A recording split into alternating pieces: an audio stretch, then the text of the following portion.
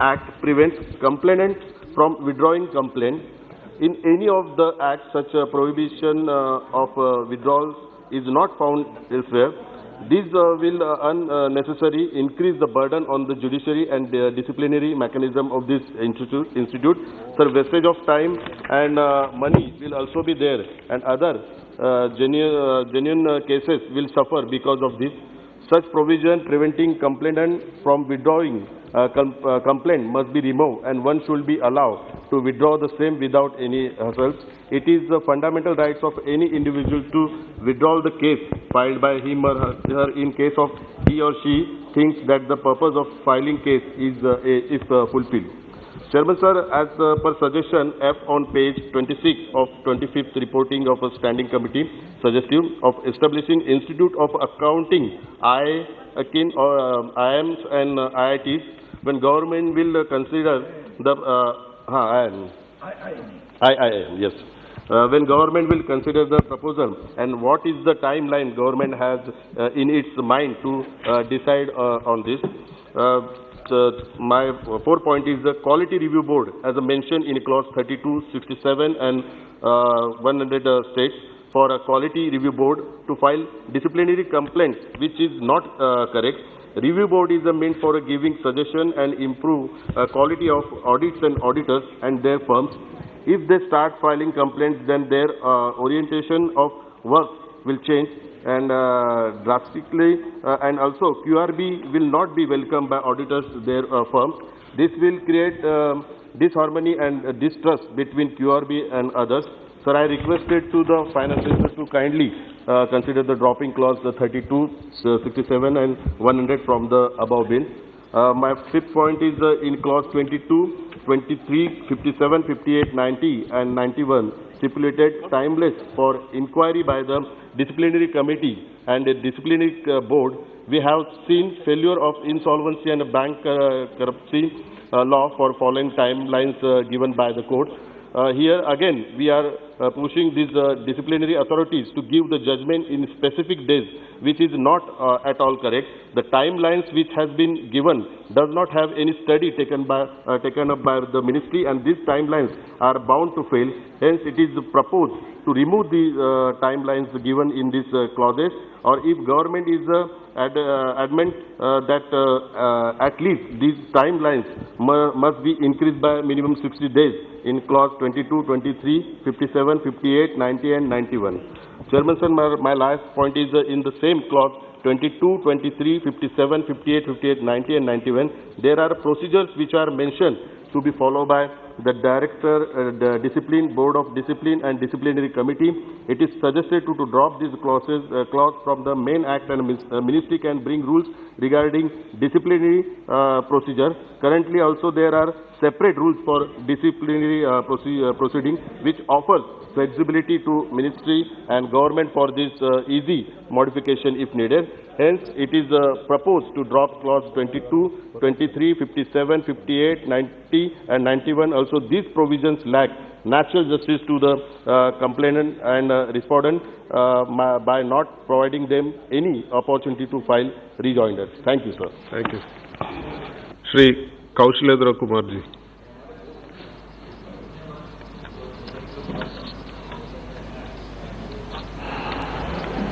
सभापति महोदय, आपने मुझे चार्टर्ड अकाउंटेंट, लागत एवं संकर्म, लेखापाल और कंपनी सचिव संशोधन विधेयक 2021 पर बोलने का मौका दे, इसके लिए बहुत बहुत धन्यवाद। संस्थाओं में अनुशासनात्मक तंत्र को मजबूत बनाने एवं मामले को त्वरित निपटाने सुनिश्चित करने का भी प्रावधान किया गया है। सभापति महोदय, विधेयक के उद्देश्यों एवं कारणों के अनुसार इसके माध्यम से चार्टर्ड अकाउंटेंट्स अधिनियम 1949, लागत एवं संकर्म लेखापाल अधिनियम 1959 तथा कंपनी सचिव अधिनियम 1980 में संशोधन का प्रस्ताव है। यह बिल काफी महत्वपूर्ण है क्योंकि यह आर्थिक गतिविधियों एवं कंपनियों के संचालन को नियंत्रित करती है। अतः संस्थान में अनुशासनात्मक तंत्र मजबूत हो और संस्थानों को गति मिले, यह जरूरी था। इससे सभी कार्यों के लिए एक सीमा निर्धारित किया जा रहा है। संस्थानों में प्रशासनिक और अनुशासनिक शाखाओं के बीच कोई हित का टकराव न हो, ऐसी व्यवस्था की गई है। वैसे यह तीनों संस्थान चार्टर्ड अकाउंटेंट, लागत और संकर्म, लेखापाल, कंपनी सचिव एक स्वायत्त संस्थान है। इसकी पूर्ण स्वायत्तता बनी रहे। मैं सरकार से यही आग्रह करना चाहता हूं कि स्वायत्तता संस्थान की स्वायत्तता में सरकारी दखल से संस्थान की कार्य क्षमता पर प्रभाव पड़ता है, वह नहीं होना चाहिए। इन तीनों संस्थानों की कार्यकलापों को रेगुलर समीक्षा होनी चाहिए और सुधार के उपाय होनी चाहिए। इन तीनों संस्थान में मुख्यतः चार्टर्ड अकाउंटेंट का महत्वपूर्ण रोल है। करप्शन को रोकना यह अहम भूमिका रहती है। यही अकाउंटेंट करते हैं, उसका रिपोर्ट तैयार करते हैं। अतः इन सभी तीनों संस्थानों की स्वायत्तता बरकरार रहे, यह मेरा पुनः आग्रह है और मैं इस बिल का समर्थन करता हूं। बहुत बहुत धन्यवाद। Thank you. Shri B Mahtab ji. Thank you, Chairman, sir. It's my privilege that when I'm speaking, you are in the chair. Thank you. And the Minister, Finance, Corporate Affairs had introduced this bill, and today we have our friend here also piloting this bill. There are some specific issues which needs to be cleared or clarified. The statutory monopoly that was provided to certain organizations or institutions earlier is now being changed. It's a good thing or it's a bad thing or it is just a normal thing in the present circumstances, that is something which future will tell. But there is a conscious decision that statutory monopoly of certain organizations are now being changed, and government intervention has become a necessity at some quarter. That is why these changes are occurring. Why you are doing it? That is a question which we have to corroborate, whether in other parts of the world these things are happening or not. And I think my friend from Shiva Sena mentioned about certain countries where these changes have already occurred, especially the developed countries where these changes have already occurred. Coming to the bill that is before us today, I would say there are 4 or 5 points in the background which we should always understand. Over the years, the government has taken various measures to curb possible corporate misdoings. Some have also mentioned the names of those corporate bodies. In recent years, the role of some chartered accountants has also come under regulatory scanner. The move to reform the disciplinary mechanism of professionals is part of effort to improve corporate governance and the quality of preparation of reporting of key statutory documents. Chartered accountants play a key role in the preparation and audit of financial statements, while company secretaries play a role in meeting statutory compliances. Cost auditors are vital in sectors where use of resources and energy needs close monitoring and have a bearing on the business competitiveness. Auditors, accountants, and company secretaries are considered as the first gatekeepers of corporate governance, on which the legal framework lays trust. The government is keen, I believe, to address the gaps in the self-regulation of professionals by the 3 institutes. Sir, you have very correctly put forth and very succinctly also have put forth. There are certain things which needs to be appreciated. There are certain apprehensions which are also there. And there is a need to make certain corrections, if I remember your speech correctly. Said acquisition.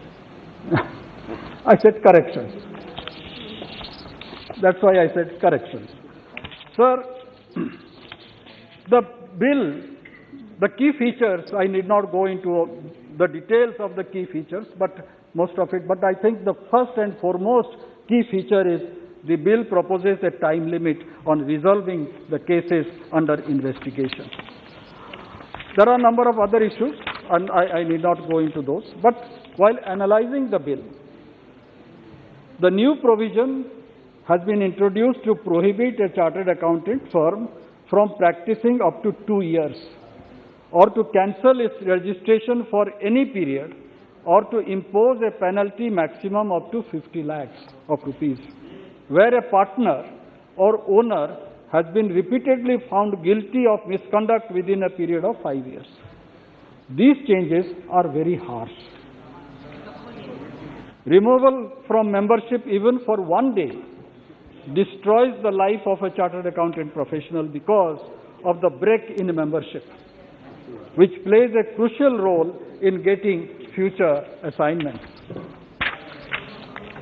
While stronger penalties and punishment will act as a deterrent, it may also dissuade chartered accountant professionals from joining together to form bigger audit firms that can match the scale and size of the firms affiliated to international firms like PricewaterhouseCoopers, Deloitte, KPMG, and the EY.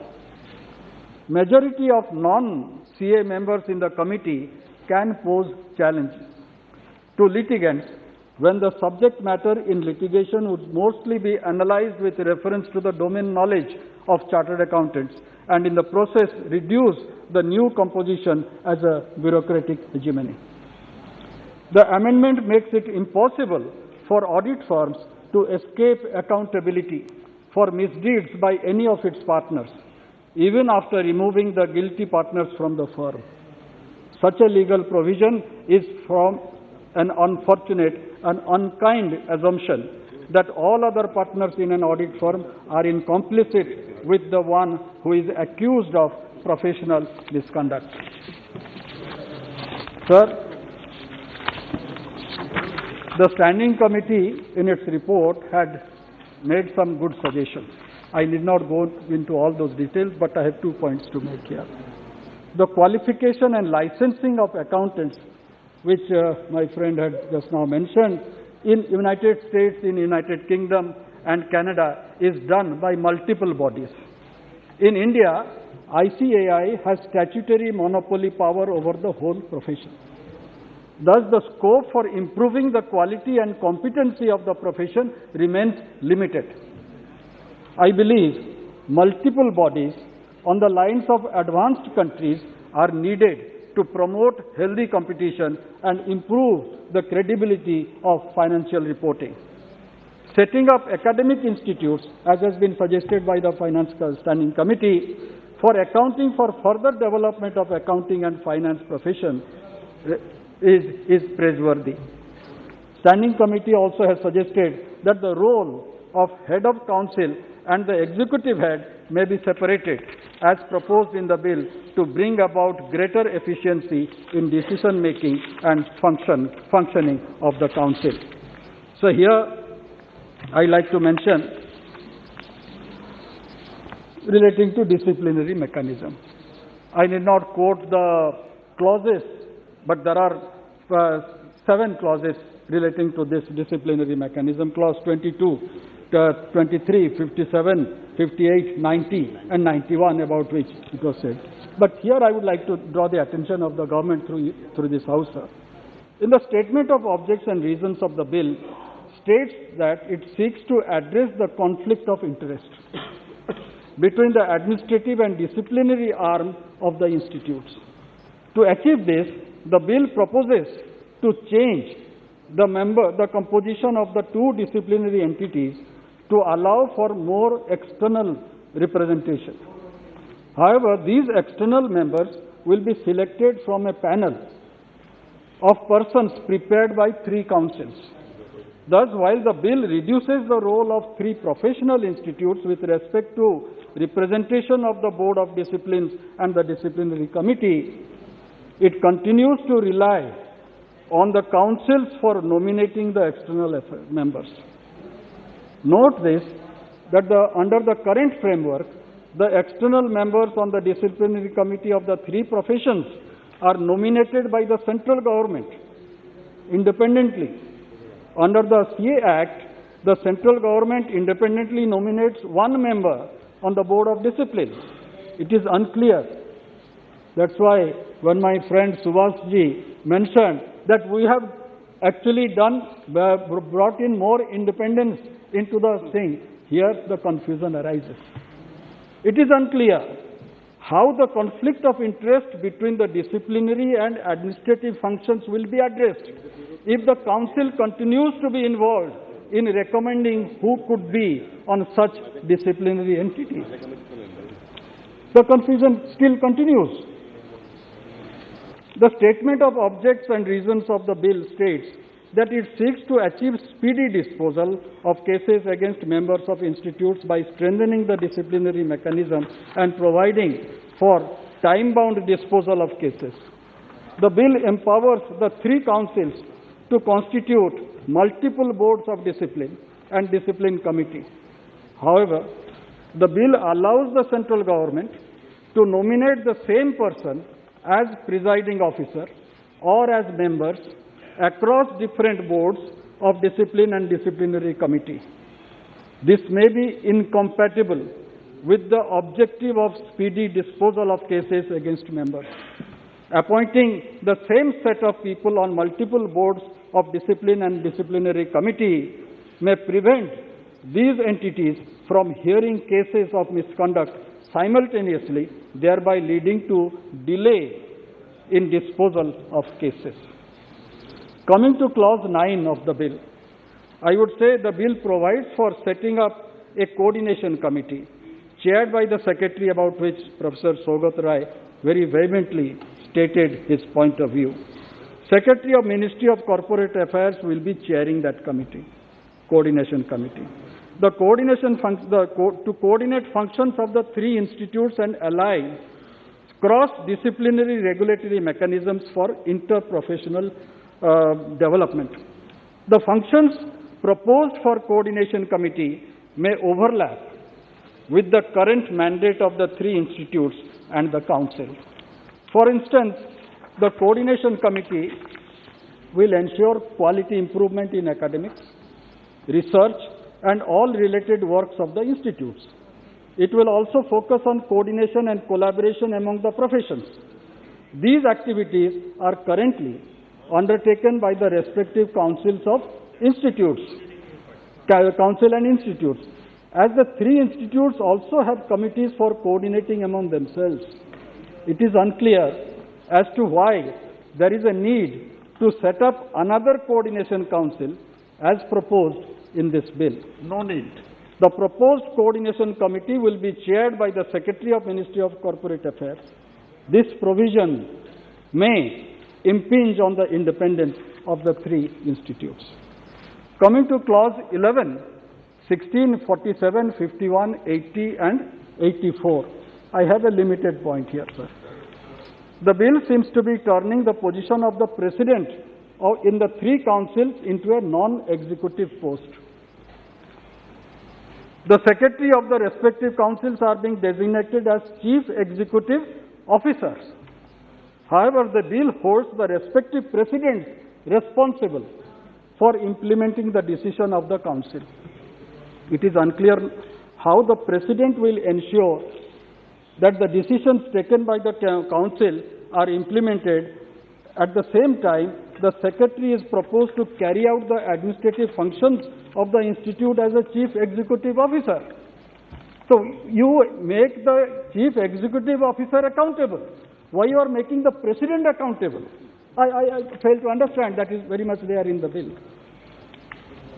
The bill seems to be separating the responsibility for governance and execution by prescribing separate roles for the president and the secretary of the council, but holding the president responsible for implementing decisions, which is an executive role, may be against the framework of separation of powers as proposed in the bill.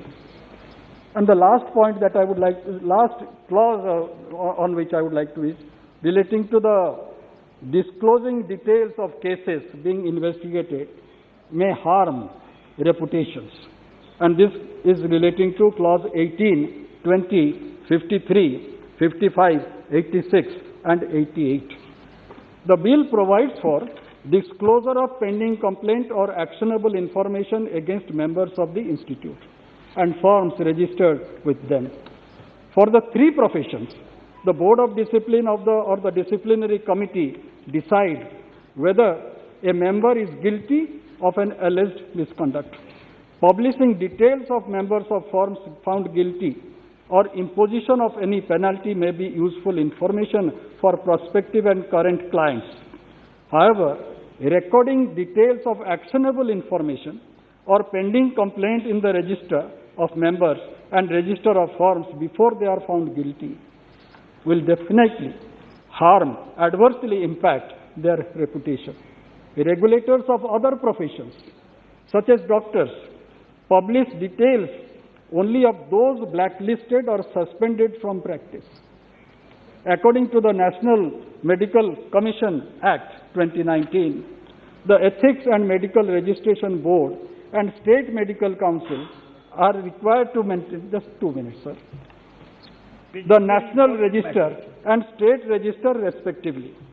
These registers contain details such as the name, address, and all recognized qualifications of licensed medical practitioners, while the Indian Medical Register contains details of doctors who have been blacklisted along with dates of suspension and revocation of suspension if applicable. It does not contain details of complaints against the doctors. Sir, before I conclude, I must say it is important to facilitate a business-friendly environment for corporates as well as professionals in India. It is therefore vital that Indian laws and regulations on professional service keep pace with changing market dynamics. Opening of professional services to competition is necessary, and therefore audit firms should be allowed to advertise with some restrictions. Further, in a global economy, use of international brand names for audit firms must be allowed. We had deliberated in our last Lok Sabha, 16th Lok Sabha, on this subject. Laws must be rationalized to promote multidisciplinary practices to allow firms to offer a bouquet of high-quality professional service at par with international standards. The Advocate Act 1961 needs to be rationalized also. I think you will support me in this aspect. Bharat, you are making valid points, but let it be brief. Just last 30 seconds. To facilitate development of Indian law firms as well as Indian audit firms into MDPs. Adopting these three measures, that is advertising, branding and multidisciplinary practices, will not only enhance the standard of services offered to corporates, but also facilitate the audit firms to expand in size, in operation, enabling them to compete internationally. Thank you, sir. Thank you. Srimati Supriya Sule. Sir, I stand here to speak on the Chartered Accountants, Cost Works and Accountants and Company Secretaries Amendment Bill 2021. Sir, as I was growing up in school and college, these were professions we always looked up to.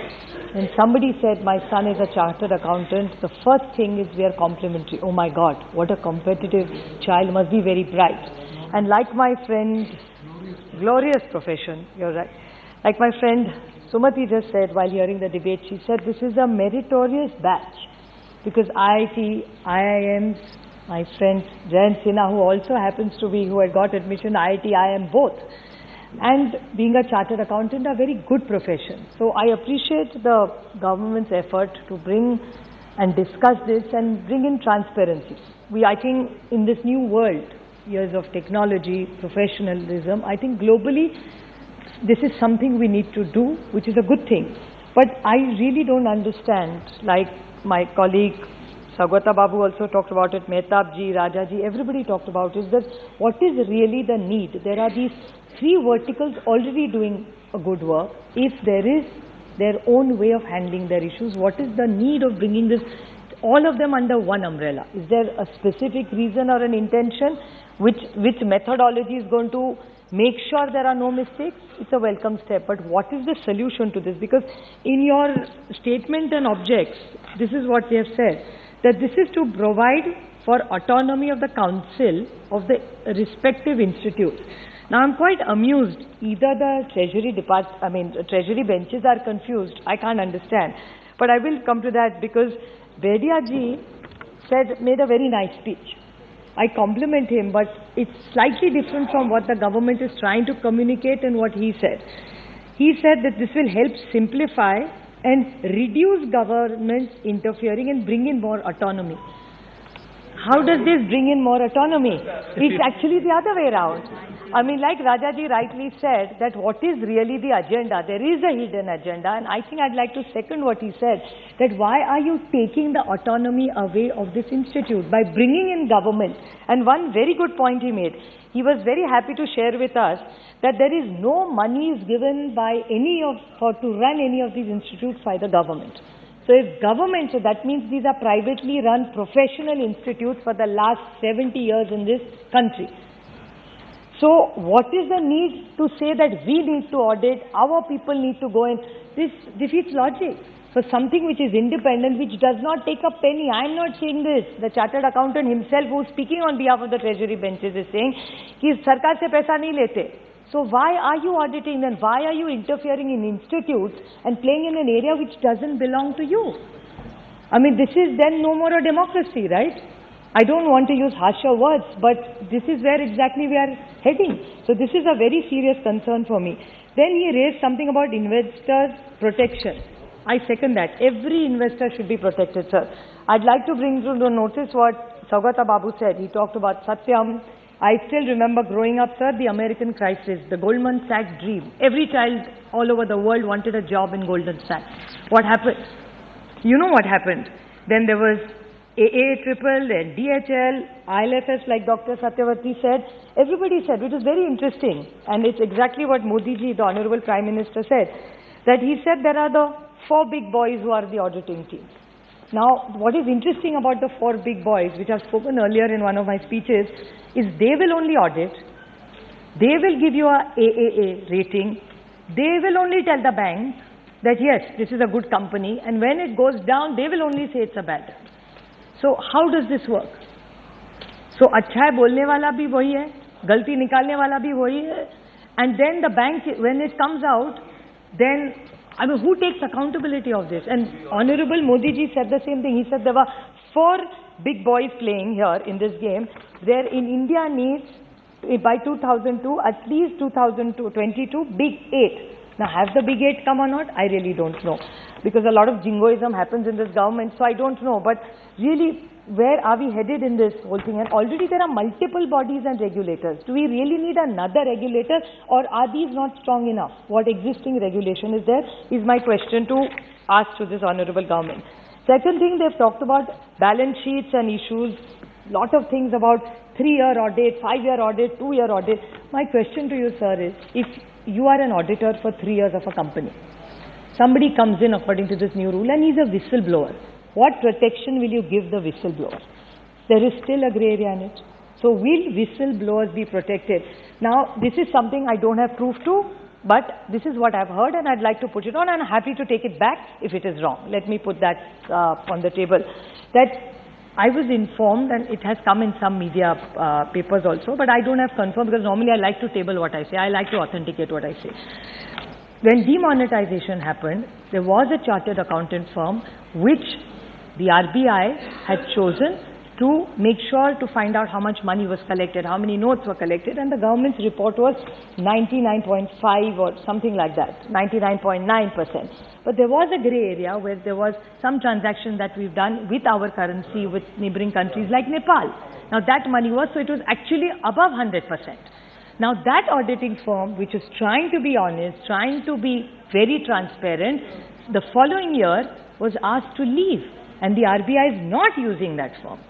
So does that mean that when I'm a whistleblower, I'm being honest, when it doesn't suit the government, you will remove them? Then conveniently you will use the statutory body for what? Then if you're really cleaning up the system, then why did you remove that agency? Can this government tell me that? So when you talk about transparency, you have to walk the talk, not just make legislation and do all this jingoism. They were talking yesterday. I was actually deeply pained because I'm very proud of our finance minister. I'm proud she's a woman. She leads. For the last 2.5 weeks that we've been in session, mostly finance has been the department we've discussed. So I'm very proud of her, but I do see sometimes that she's getting a little unhappy nowadays, especially with all of us. And yesterday, sir, during the question hour, there was a question about non-performing assets. This is all connected to it, that's why I brought it up. That auditors are questioned that, oh, because of you, आपने गलती करी, फिर ये non-performing asset हो गया, फिर पता नहीं क्या हो गया, बैंक ने हो रहा, ये सब UPA की है. Okay, I'll bear the brunt. हमसे गलती होगी, हम मानते हैं, sir, we were together in UPA. So, okay, we may have done something wrong and people sent us home for that. They did not put us back in. So I accept that. But if you are saying that all the MPA is our fault, I just want to ask two questions to this government, and I have many examples which I can do. You have said that you got in a law of IBC. Now in IBC, what are the kind of haircuts you're going? NPA is a bad thing, but haircut is a good thing. What is this logic, sir? I'll give you two examples, sir. And there are many like this. I'm just putting two quickly in forward issue. There's a company called Coastal Project. Now this is very interesting, sir. This company was 8,000 crore. NCLT it came to 1,500, from 8,000 to 1,500, NCLT. Now what is the rule of NCLT? That if 66% people are willing, you can go for that price. If even one banker says no, it is rejected. Now after this it went into liquidation, which is the next step. This company which was at NCLT going for 1,500 crores went for 400 crores. किसका नुकसान हुआ? 900 करोड़ का भारत सरकार का, इस गरीब आदमी का. IVRCL, sir, another one, bigger company, 12,000 crores. What is the NCLT? 2,500 is the cost. You could have sold it for NCLT. Government said no. No NCLT. How much did they sell it for?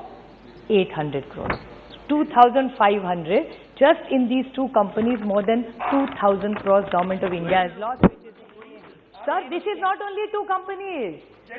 Saugata Babu, Jet Airways, the total if you did, and this is all in the newspaper. I am not some rocket science. I am not an expert on finance. I am just going by what I am reading in newspapers, sir.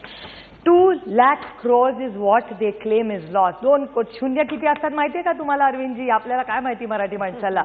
2 lakh crores is what this government has lost because they are confused कि NCLT करेंगे तो आरोप हो जाएगा तो liquidation में जाने दो. How? So are you purposely doing it for some cronies? I have no idea. But where is purposely? I don't know who's doing it. But can they answer this question? When they attack us on NPA, with full humility we are doing this. But can you tell me, and all these rules that they are talking about, 2013 we had made a lot of bills. You were a part of that cabinet. You know, but they didn't make the rules. So things were delayed, and then it's very easy to blame us that, oh, these people have done all these bad work and they are the ones responsible for it. It doesn't work like that, sir. And talking about autonomy, what worries me about them is every professional institute, this government wants to throttle the voice. How is it going to work? Look at this. This is very interesting.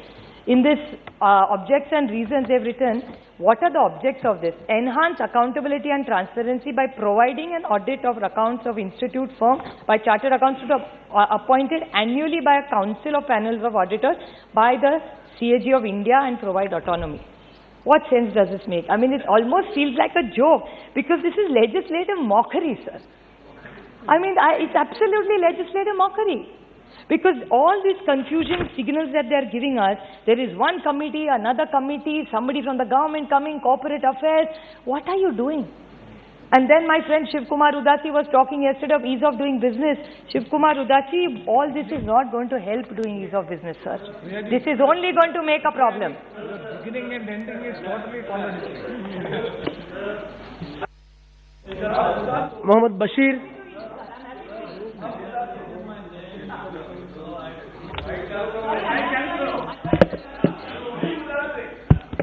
Sir, ease of doing business, what was the ranking when VP was there?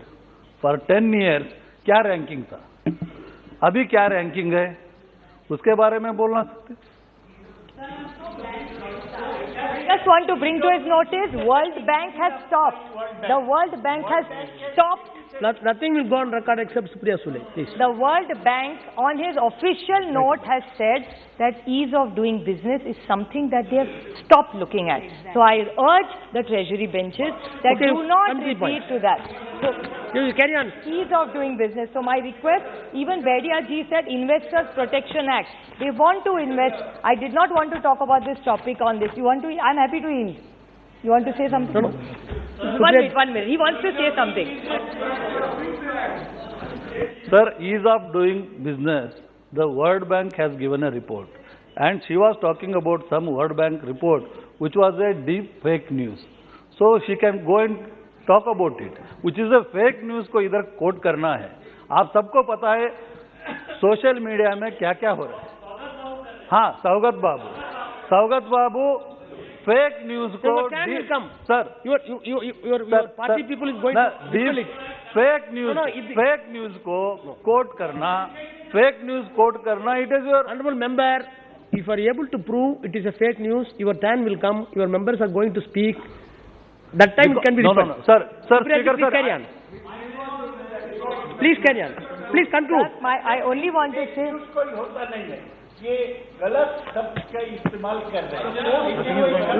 Nothing will go on record. Supriya ji, please. Supriya, please carry on. Sir, I'm so worried about this. I'm so Don't worried invite- about the news item. don't invite trouble. Yesterday, there was You an finish item which was tweeted by somebody, which was All India Radio, which says that over 1.5 lakh investment has left India is what was all. Now, I'm not saying this. This was yesterday in the media. It was an All India tweet, which was 2 hours later deleted. Now, I don't know. Now, then they are saying fake news. So, what do we believe now? Is All India Radio, then what is their department doing? Then should there not be a complaint? Come to the point, please. So, my only request to this government is that I appreciate they are doing, this is legislative mockery being done here, and when they're talking that they want investors protection, how are they protecting their investors? I don't want to go into that topic of crypto, but just today in my state, in Pune district, sir, in Pune today, there was a case cost. So when this government says they want to protect the middle income thing, Investors Protection Act, what are they doing for that? Nothing. They only want to make sure, and how have they protected? I've given you examples. Look, after the NPS in the liquidation, who have they protected? Had they done this NCLT business, these people would have got 2 rupees to milta. Abhi to kuch nahi milne wala. They are only giving them a lollipop, which they will not even afford that much, sir. So I request this government to make sure not to make a mockery, like all the earlier speakers have said, send it to a select committee. It can be discussed, but today's chartered accountants do not need this kind of interference. No organization needs interference. Tomorrow sports mein karenge. So what will happen then? Okay. See, so then what will happen, sir? If every professional organization in this country which is run efficiently should be left alone, let's have faith in Indians. All Indians are not corrupt and all Indians are not crooks. So let the professionals do their job and let the government do its job. Thank you, sir. Sri Muhammad Bashir. Sir, so thank you very much, sir. Worldwide, this kind of legislations are taking place. As far as India is concerned, here also it is inevitable. Government says that this amendment is for to meet the changes taking place in the economic and corporate environment, and this country is also, this kind of a legislation is very much required. It is also stated that amendment of this act are based on the recommendation of the high-level committee constituted by the Ministry of Corporate Affairs. Now, sir, while reacting on this, I am with a mixed feeling. Now, the intention of the government may be good. The intention and that desire is what? One, strengthening the disciplinary mechanism, speedy disposal of the cases, that too within a time frame, provide for a separate chapter on registration of the firms, enhance accountability and transparency, provide autonomy to institutions for fee fixing kind of things. Sir, prima facie, this may look nice, but while going through the process of the bill, you will feel lack of confidence and serious doubt whether this bill can achieve the real goals as envisaged in the aims and objectives. Now, sir, let us come to the point. My doubt is that the interest of the corporate is taken more consideration in this. Number two is that government is taking a kind of extra interest on tightening the grip on autonomous bodies. Sir, this will provide for constituting board on discipline, and that composition also is stated in this. If you look to this, we feel that the government nominee gets excessive power in the legislation. Even though the bill says that this is to address conflict of interest between the administrative and disciplinary arms of the institute, I have my own doubt whether this bill will have a negative impact other than visualized in your this game. The bill, you are saying that it's about autonomy, but in fact this may help to abridge the autonomy. Through that, I am not in favor of unlimited autonomy. Autonomy should be coupled with accountability. There I agree with the content of the bill. Sir, here multiple boards are suggested.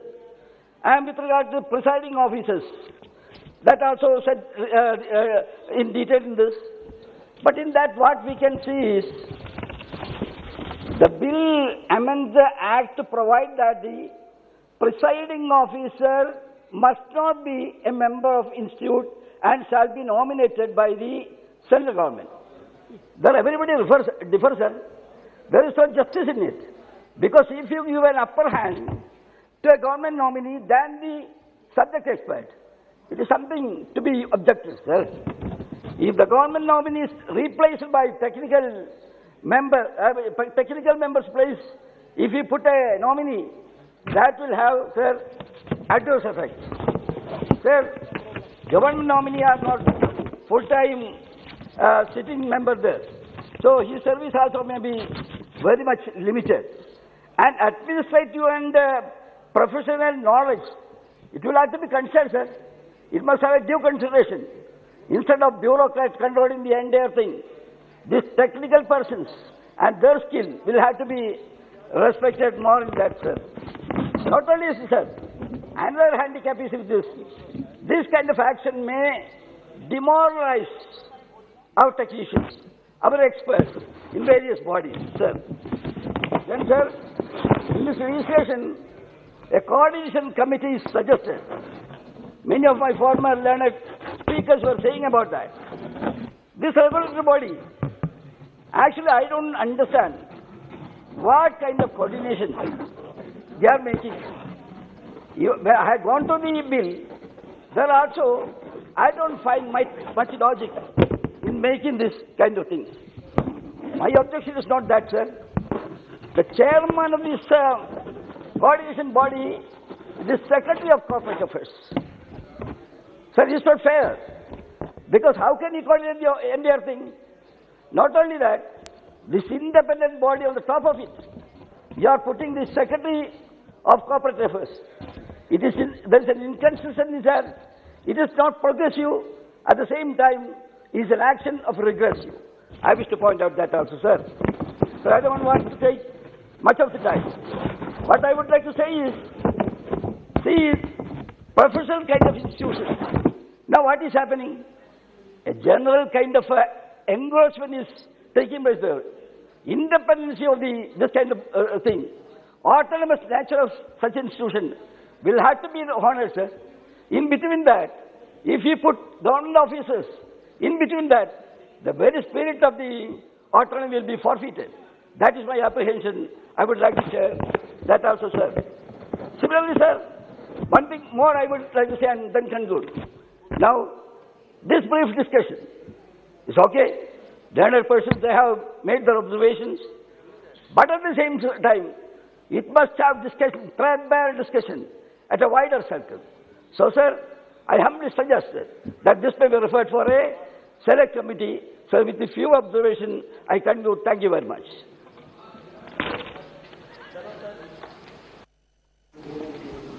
धन्यवाद अध्यक्ष महोदय। The chartered accountant, the cost and work accountant and company secretary's amendment bill 2021 पे बोलने का मुझे मौका दिया। महोदय, ये विधेयक अनुशासन समिति के प्रमुख के रूप में गैर सीए के लिए प्रावधान करके चार्टेड अकाउंट पेशेवरों को शक्तियों को कम करता है। अनुशासनात्मक कार्रवाई के मामले में केवल उचित विशेषज्ञता और अनुभव वाले सीए को निर्णय लेने की अनुमति दी जानी चाहिए, लेकिन ये विधेयक उस प्रावधान को समाप्त कर रहा है। नए विधेयक में अदर मिसकंडक्ट की विशिष्ट परिभाषा प्रदान नहीं की गई है, जिसके परिणाम स्वरूप इस अस्पष्ट और खुले शब्दों का दुरुपयोग ICAI institute of chartered account of India द्वारा सोशल मीडिया पोस्ट और अनावश्यक सेंसरशिप में कटौती करने के लिए किया जा सकता है।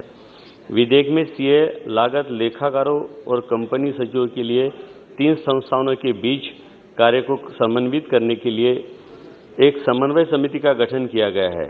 तथापि ICAI द्वारा इस बात पर चिंता व्यक्त की गई है कि ऐसी समिति संस्थाओं को स्वायत्तता और निर्णय लेने में अनावश्यक घुसपैठ का कारण बनेगी। पीएम मोदी जी ने कहा था कि बैंक करप्सी कोड और दिवाला समाधान प्रक्रिया जैसे कानून बनाने में सीए की बड़ी भूमिका है। फिर भी इस मामले की सच्चाई यह है कि इंसॉल्वेंसी एंड बैंकरप्सी कोड, जिसे एक बड़े सुधार के रूप में भी पारित किया गया था, पूरी तरह से विफल हो गया है। अब तक अधिनियम तहत CIRP कारपोरेट दिवाला समाधान प्रक्रिया के लिए संदर्भित 3,312 मामलों में से केवल 190 को समाधान द्वारा बंद किया जा सका है। इसे पता चलता है कि मोदी जी की सुधार केवल कागजों पर है, जमीन पर नहीं है। मोदी जी डिजिटल इंडिया की बात करते हैं, लेकिन यह सच है कि नए आयकर पोर्टल ने तकनीकी गड़बड़ियों के कारण सीए और करदाता दोनों के भारी समस्याओं पैदा कर दी, जो महीनों से तय नहीं थी। फिर सुधार और नए पोर्टल का भी मतलब नहीं है यदि वे जमीन पर काम करने में विफल रहते हैं। इस प्रकार मौजूदा कानूनों में सुधार की ज़्यादा जरूरत है। मुझे लगता है कि मोदी जी की सरकार को मौजूदा कानूनों को बेहतर कार्यान्वयन सुनिश्चित करने पर अधिक ध्यान केंद्रित करना चाहिए। धन्यवाद अध्यक्ष महोदय। श्री गोपाल शेट्टी।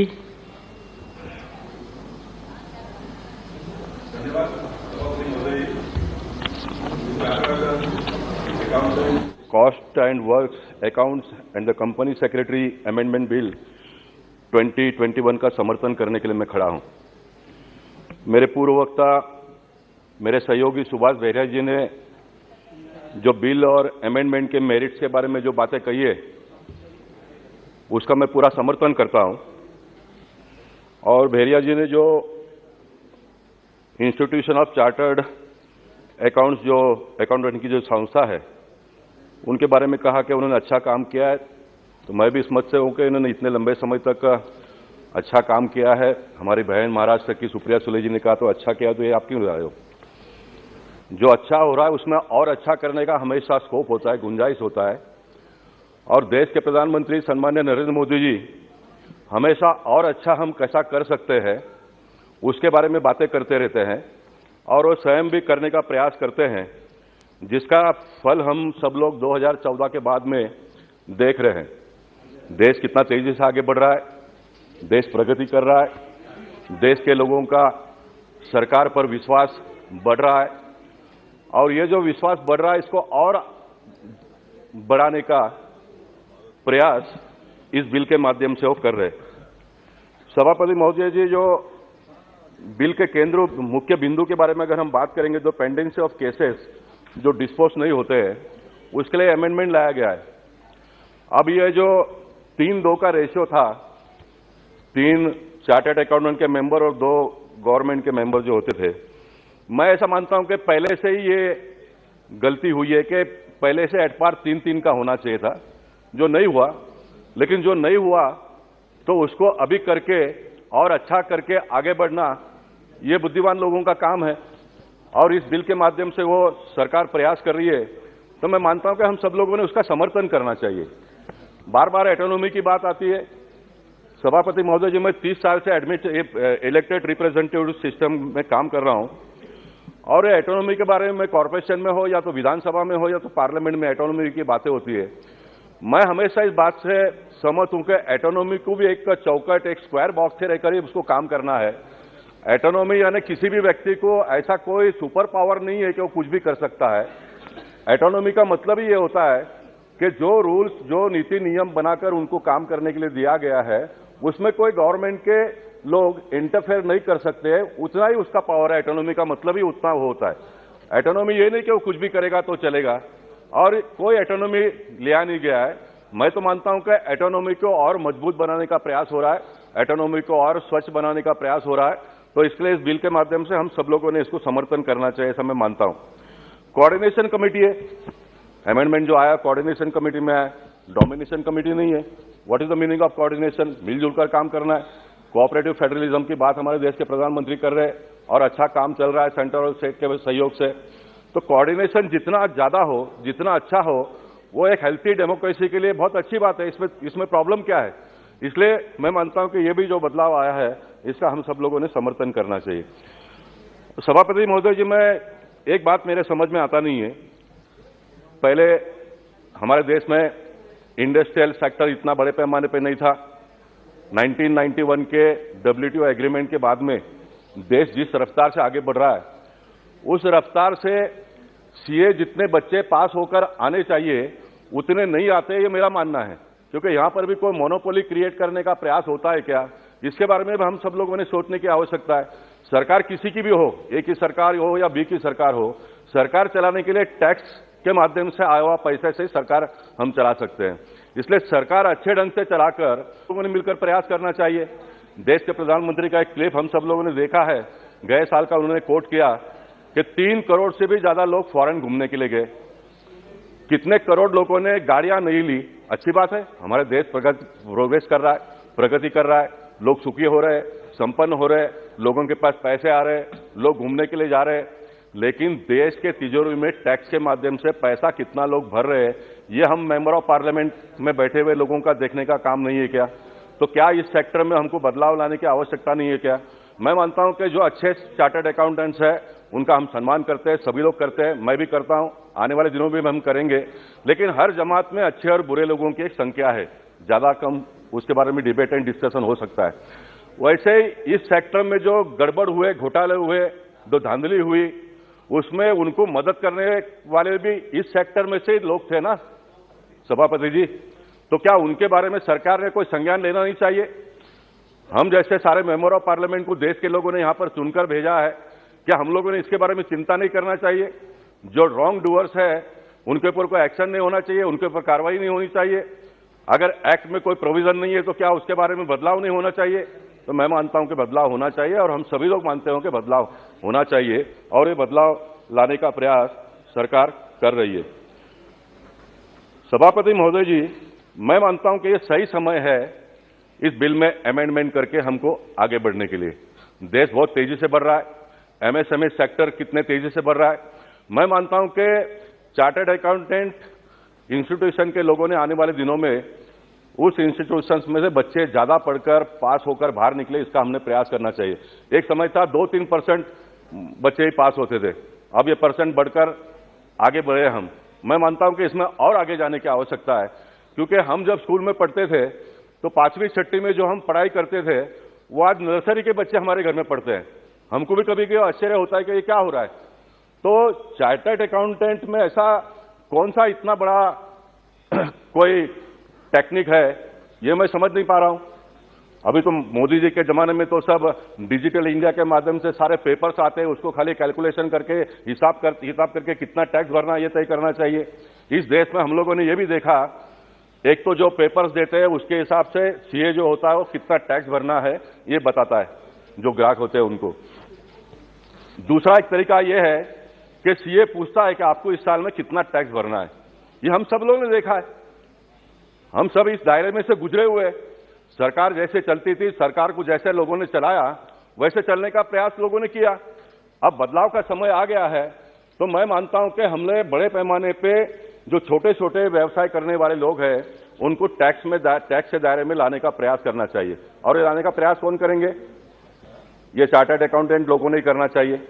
जब हमारे मत विस्तार में अगर वोटर की संख्या ज्यादा बढ़ जाती है तो चुनाव के पहले हम लोग उनका नाम एनरोल करते हैं ताकि ये हमको वोट दे।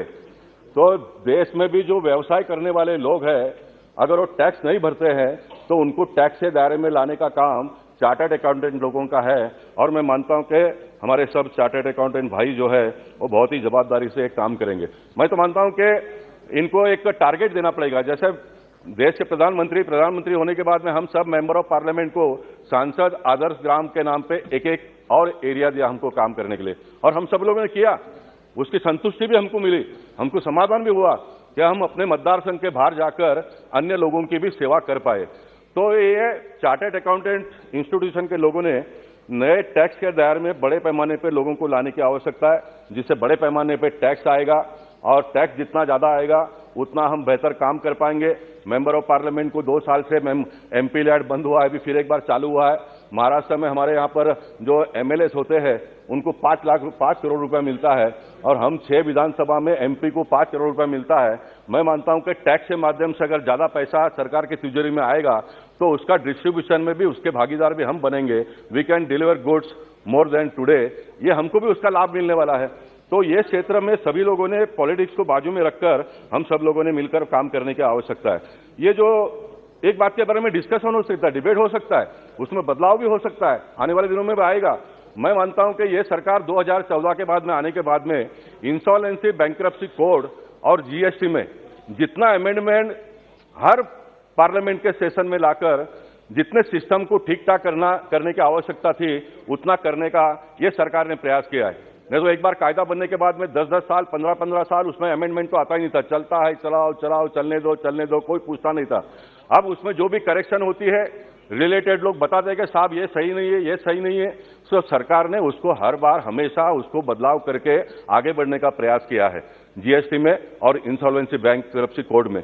इसमें भी जो हम कर रहे हैं इसमें और बेहतर करने के लिए आने वाले दिनों में स्कोप होगा। तो पार्लियामेंट में तो हम बैठे ही है, ये हो सकता है। अब किसी ने ये सोचने की क्या आवश्यकता है? मुझे भी लगता है कि भाई चार्टर्ड अकाउंटेंट है तो उसका जो चेयरमैन होगा उसने होना चाहिए, लेकिन कभी कभी आईएएस ऑफिसर्स है उसको हम मेंबर ऑफ पार्लियामेंट लोग कभी कभी गाइडेंस करते हैं, because we are practical.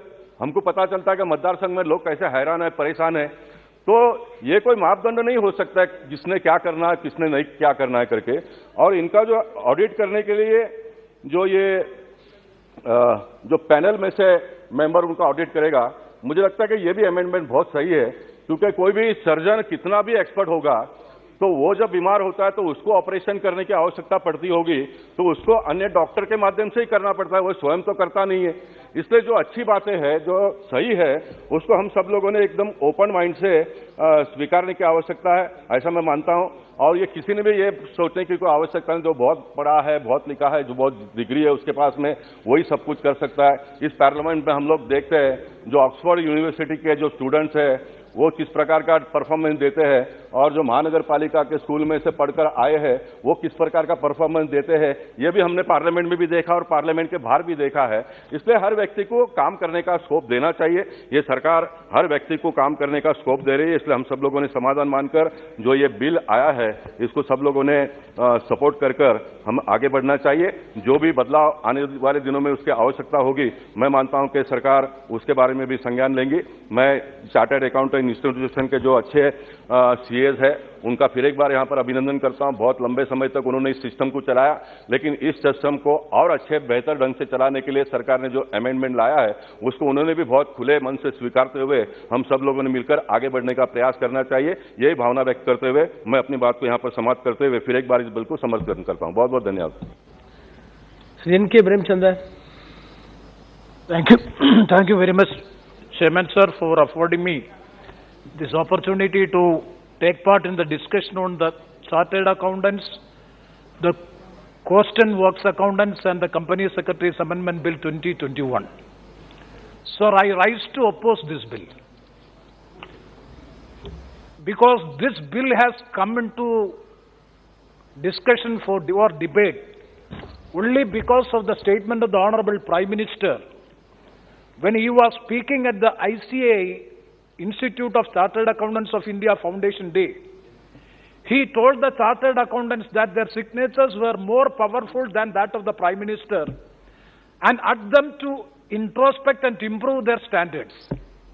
The Honorable Prime Minister Sri Narendra Modi ji has also highlighted ICA's embarrassing disciplinary record wherein only 25 errant auditors had been prosecuted over the past 11 years and 1,400 cases were pending. This is the real root cause by which this bill is generated. The only question, the prime question which I would like to ask to the Honorable Minister is whether this bill, that is the proposed amendment bill, is sufficient to meet the purpose of Honorable Prime Minister, or in order to commit the Honorable Prime Minister's words in the ICA Day, whether it is sufficient to meet the purpose. Sir, according to me, no. Why? Because all these three organizations, Institute of Chartered Accountants of India, and Institute of Works and Cost Accounts of India, and Institute of Company Secretaries of India, all these three organizations are the creations or the statutes of the Parliament. They are independent, autonomous bodies. What is the proposed amendment in the bill? In the bill, all these three professional bodies of chartered accountants and cost accountants and company secretaries have to be there, their powers have to be limited. That is Chartered Accountant Act of 1949 and Cost Accountants Act of 1959 and Company Secretaries Act of 1980. All these three acts have to be amended, making the regulating the professions of chartered accountants, cost accountants and company secretaries. So the proposed amendments are with an intent to place the chartered accounting under considerable scrutiny with more regulatory control and thereby to strengthen the disciplinary mechanism of the chartered accountants. So chartered accountants in the country play a very important role in the preparation and audit of financial statements, while company secretaries plays a vital role in strict compliance of the statutes. That is the role of the company secretaries. The major concern which I would like to express regarding this amendment bill is most of the honorable members have already stated in this house, that is regarding the autonomy. Sir, from 2014 onwards, after BJP-led NDA government has come to power, they are trying or attempting to encroach into the autonomous bodies, encroaching into all other organizations to have their authority on all independent autonomous organizations. We have seen in the case of Medical Council, National Medical Commission Act is also, if you examine it, nowadays it is everything is being controlled and guided and regulated and decided by the government of India because their representatives are controlling the National Medical Commission. Similarly, this executive is imposing and encroaching into various autonomous institutions. This is another typical example by which the government of India is encroaching into the autonomous character of all these three organizations. So that is the main apprehension and opposition which I would like to make. Sir, these three institutions are having self-governing exercise of self-professional institutes. They are self-professional institutes or bodies. As rightly pointed, no money or no budgetary grant is from the government. My concern that the autonomy of the professional bodies are under attack. So slowly the government is taking control of all these institutions, just like in the case of the National Medical Commission Bill. Sir, what is the role of self-governing professional bodies? Sir, I would like to quote the speech or observations made by the chairman of the Finance Standing Committee, Sri Jain Singh Ji, in the Standing Committee. I would like to quote it. The autonomy and independence of the professional institutions should not be interfered unnecessarily. The integrity associated with the financial reporting cannot be diminished in any way, since it reflects the business standards and financial robustness for the entire country. This is the observation of the Standing Committee Chairman, Sri Jain Singh in the Standing Committee. I have got it from the records. So if that be the observation of the Chairman of the Standing Committee of Finance Committee, they have scrutinized the bill. How can the Standing Committee agree with the provisions of this bill? That is a pertinent question which I would like to make, because autonomy shall never be interfered unnecessarily. Here, interference or unnecessary interference of the executive on the professional autonomous body is there. So how can Jayant Sinha, as the chairman of the standing committee, is making a very clear observation regarding the autonomous character of all these organizations, and at the same time supporting this bill means it is squarely contradiction to the observation which he has already made. So, sir, let us examine the crucial amendments which are being proposed in the bill. The crucial amendments, the first amendment is, I am confining to only 3 amendments. The first amendment is regarding section 9A. A new provision is incorporated, section 9A, by which constituting a coordination committee. Sir, coordination committee, what is the constitution of the coordination committee? Sir, the coordination committee's constitution is the president, vice president and secretaries of all these 3 organizations: Chartered Accountants Organization, Cost Accountants Organizations, Company Secretaries Institute. All these 3 organizations, president, vice president and the secretaries, all these will be the members of the committee. And who is chairing the committee, sir? The chairman of the committee is the secretary of the Corporate Affairs, Ministry of the Corporate Affairs. Sir, it is shameful. Is it independent? Is it autonomous character of an organization? The Ministry of Corporate Affairs secretary will be chairing this body, all the 3 organizations, and the name of it is coordination. And what is the purpose? The corporate affairs for the development and harmonization of the professions of chartered accountants, this cost accountants and the company secretaries. And since I have no time, if you, sir, examine section 9A, what are the powers, the functions of all 3 organizations are totally regulated by the executive. That is the Secretary Corporate Affairs. He is the chairman, he is regulating, and he is not only regulating, he is controlling. So, first objection, the strong objection is regarding 9A. Section 9A, new section is incorporated. It is totally against the autonomy of all these organizations, number 1. Number 2, amendment of section 21. Since no time, I am not going to the sections, reading the sections. That is a disciplinary directorate. Sir, I fully agree with that amendment, because a new provision for the appointment of at least 2 new joint directors to deal with the disciplinary cases. Because I have no objection in this. Because why? Because this will enhance the capacity of the disciplinary directorate to deal with the complaints, and also fixing a time frame by which these petitions or the complaints or informations have to be disposed of within a fixed time. I fully agree with that amendment. And coming to another controversial amendment is amendment to section 21A. Sir, you may kindly see Board of Discipline. As per the proposed amendment, the Board of Discipline, who will be the Board of Discipline? The chairman, the presiding officer and 1 member of the Board of Discipline will be nominated by the central government. Board of Discipline, the chairman and 1 member, and 1 member will be from the institute. And the chairman and 1 member shall not be a member of the institute. He shall never be a member of the institute and who is having law experience and all these things. And coming to, sir, amendment to section 21B, that is disciplinary committee. Sir, disciplinary committee, in which it is saying the presiding officer and 2 other members are nominated by the central government who are not in the members of the institute. What is the independent and autonomous character of all these organizations? The chairman, the presiding officer, as well as 2 members of this disciplinary committee who are not the members of the chartered accountants, who are not the members of this institution, they will be governing the disciplinary committee. Means what is the role of this institution? Independence, autonomy. Sir, ICAI, Institute of Chartered Accountants of India, is having a long tradition and having larger strength, nearly 3.5 lakh members and 7.5 lakh students are there. Their main, the main concern of this Chartered Accountants Institute, I am having it detailed since there is no time, I am concluding, sir. So their main concern is the presiding officer of the disciplinary committee should be a chartered accountant. And present mechanism, there are 5 members. Present mechanism, there are 5 members. 2 from the institute, 2 from the government of India, and 1 from the president. That is, 2 government nominees are already there. And you may kindly see all decisions during the 72 years. All these 72 years, all the decisions are taken unanimously. Not even a single instant of dissent was there. The presence of the government nominee is mandatory for quorum. As per the present provisions of the Act, even the presence of a government nominee is must for having the quorum of the meeting.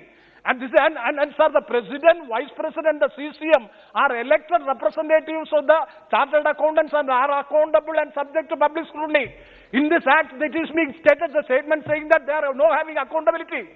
They are no, because they are being elected representatives of the chartered account. They are subject to accountable and also they are subject to the public scrutiny.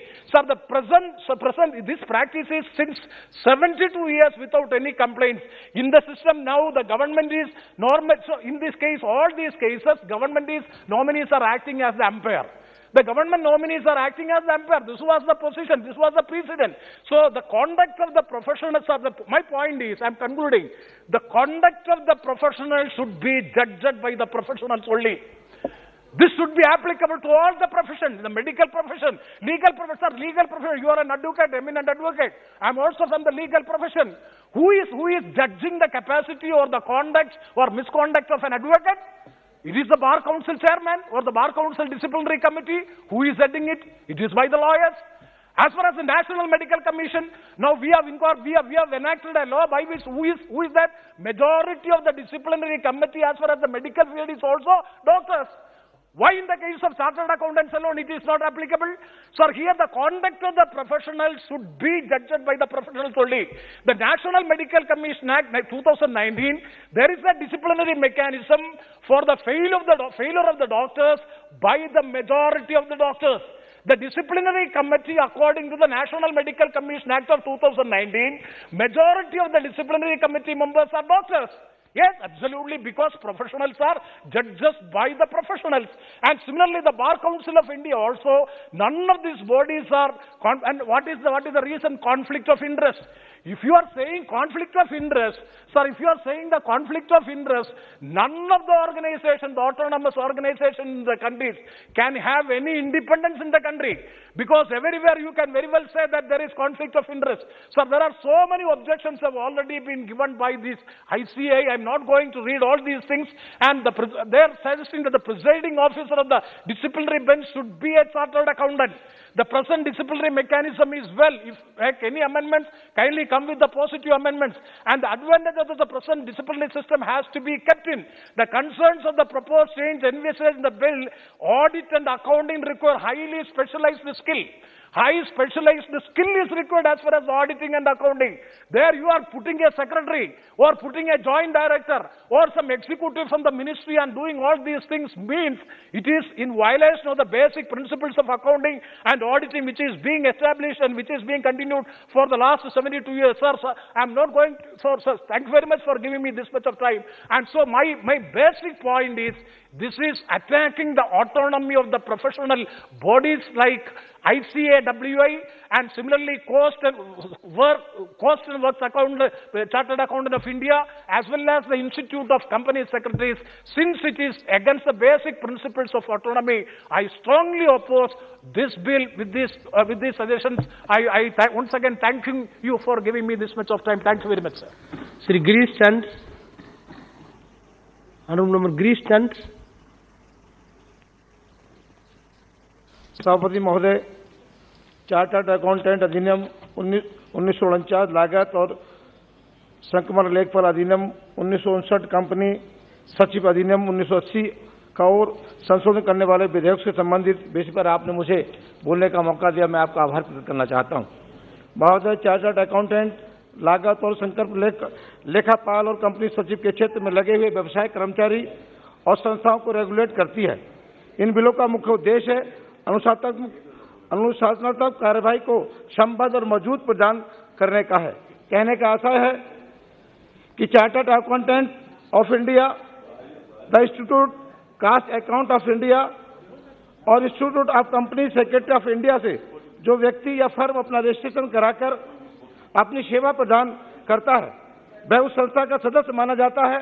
यदि उस सदस्य के खिलाफ किसी के द्वारा किसी प्रकार की शिकायत की जाती है तो उस शिकायत का निर्धारित समय के अंदर निस्तारण करने का इस बिल का उद्देश्य है। सभापति महोदय, जैसा कि हाल के बिल का उद्देश्य है कि इन तीनों संस्थानों के लिए डिसिप्लिनरी डायरेक्टरेट बोर्ड की स्थापना करना। जब उस संस्था का एक डायरेक्टर डिसिप्लिनिंग नामित किया जाता है और उसी संस्था का वो अधिकारी होगा। इसके बाद उस डायरेक्टर के नीचे कम से कम 2 ज्वाइंट डायरेक्टर नामित किया जाना है। अतएव तीनों संस्थानों में कम से कम 3-3 इस प्रकार कुल 9 डायरेक्टर डिसिप्लिनिंग और संयुक्त ज्वाइंट डायरेक्टर नामित किया जाना है। ऐसा कि हम सभी को पता है, जब किसी संस्था में किसी एक पद का सृजन होता है तो वहां पर आरक्षण अनुमन्य नहीं होता है, लेकिन एक से अधिक की संख्या में पद होते हैं तो भारतीय संविधान में यह व्यवस्था दी गई है कि आरक्षण के अनुसार पदों की भर्ती या नामित किया जाए। आपके माध्यम से सरकार से मेरा निवेदन है कि सभी संस्थानों में जैसे chartered accountant of India, the institute cost account of India और institute of company secretary of India, जिसमें कम से कम एक डायरेक्टर डिसिप्लिन और 2 ज्वाइंट डायरेक्टर नामित किया जाना है। उनमें यह व्यवस्था की जाए कि उन 3 पदों में से एक पद अनुसूचित जाति और एक पद पिछड़ा वर्ग के लिए आरक्षित किया जाए, ताकि वंचित समाज के लोगों को भी यदि इस संस्थान में संबंध किसी सदस्य फर्म के खिलाफ कोई विवाद या शिकायत प्राप्त होती है तो उनका निस्तारण बिना किसी भेदभाव के स्वच्छ मानसिकता के साथ किया जा सके। अन्यथा इन दलित और ओबीसी वर्ग के लोगों का कैसे कैसे आर्थिक शोषण, मानसिक शोषण किया जाता है, ये बात किसी छिपी नहीं है। सभापति महोदय, मैं आपके माध्यम से माननीय मंत्री जी से आग्रह करता हूं कि मेरे द्वारा की गई मांग के संदर्भ में अवश्य रूप से उनके मंतव्य का संसद में बताने का कष्ट करें। आपका बहुत बहुत धन्यवाद।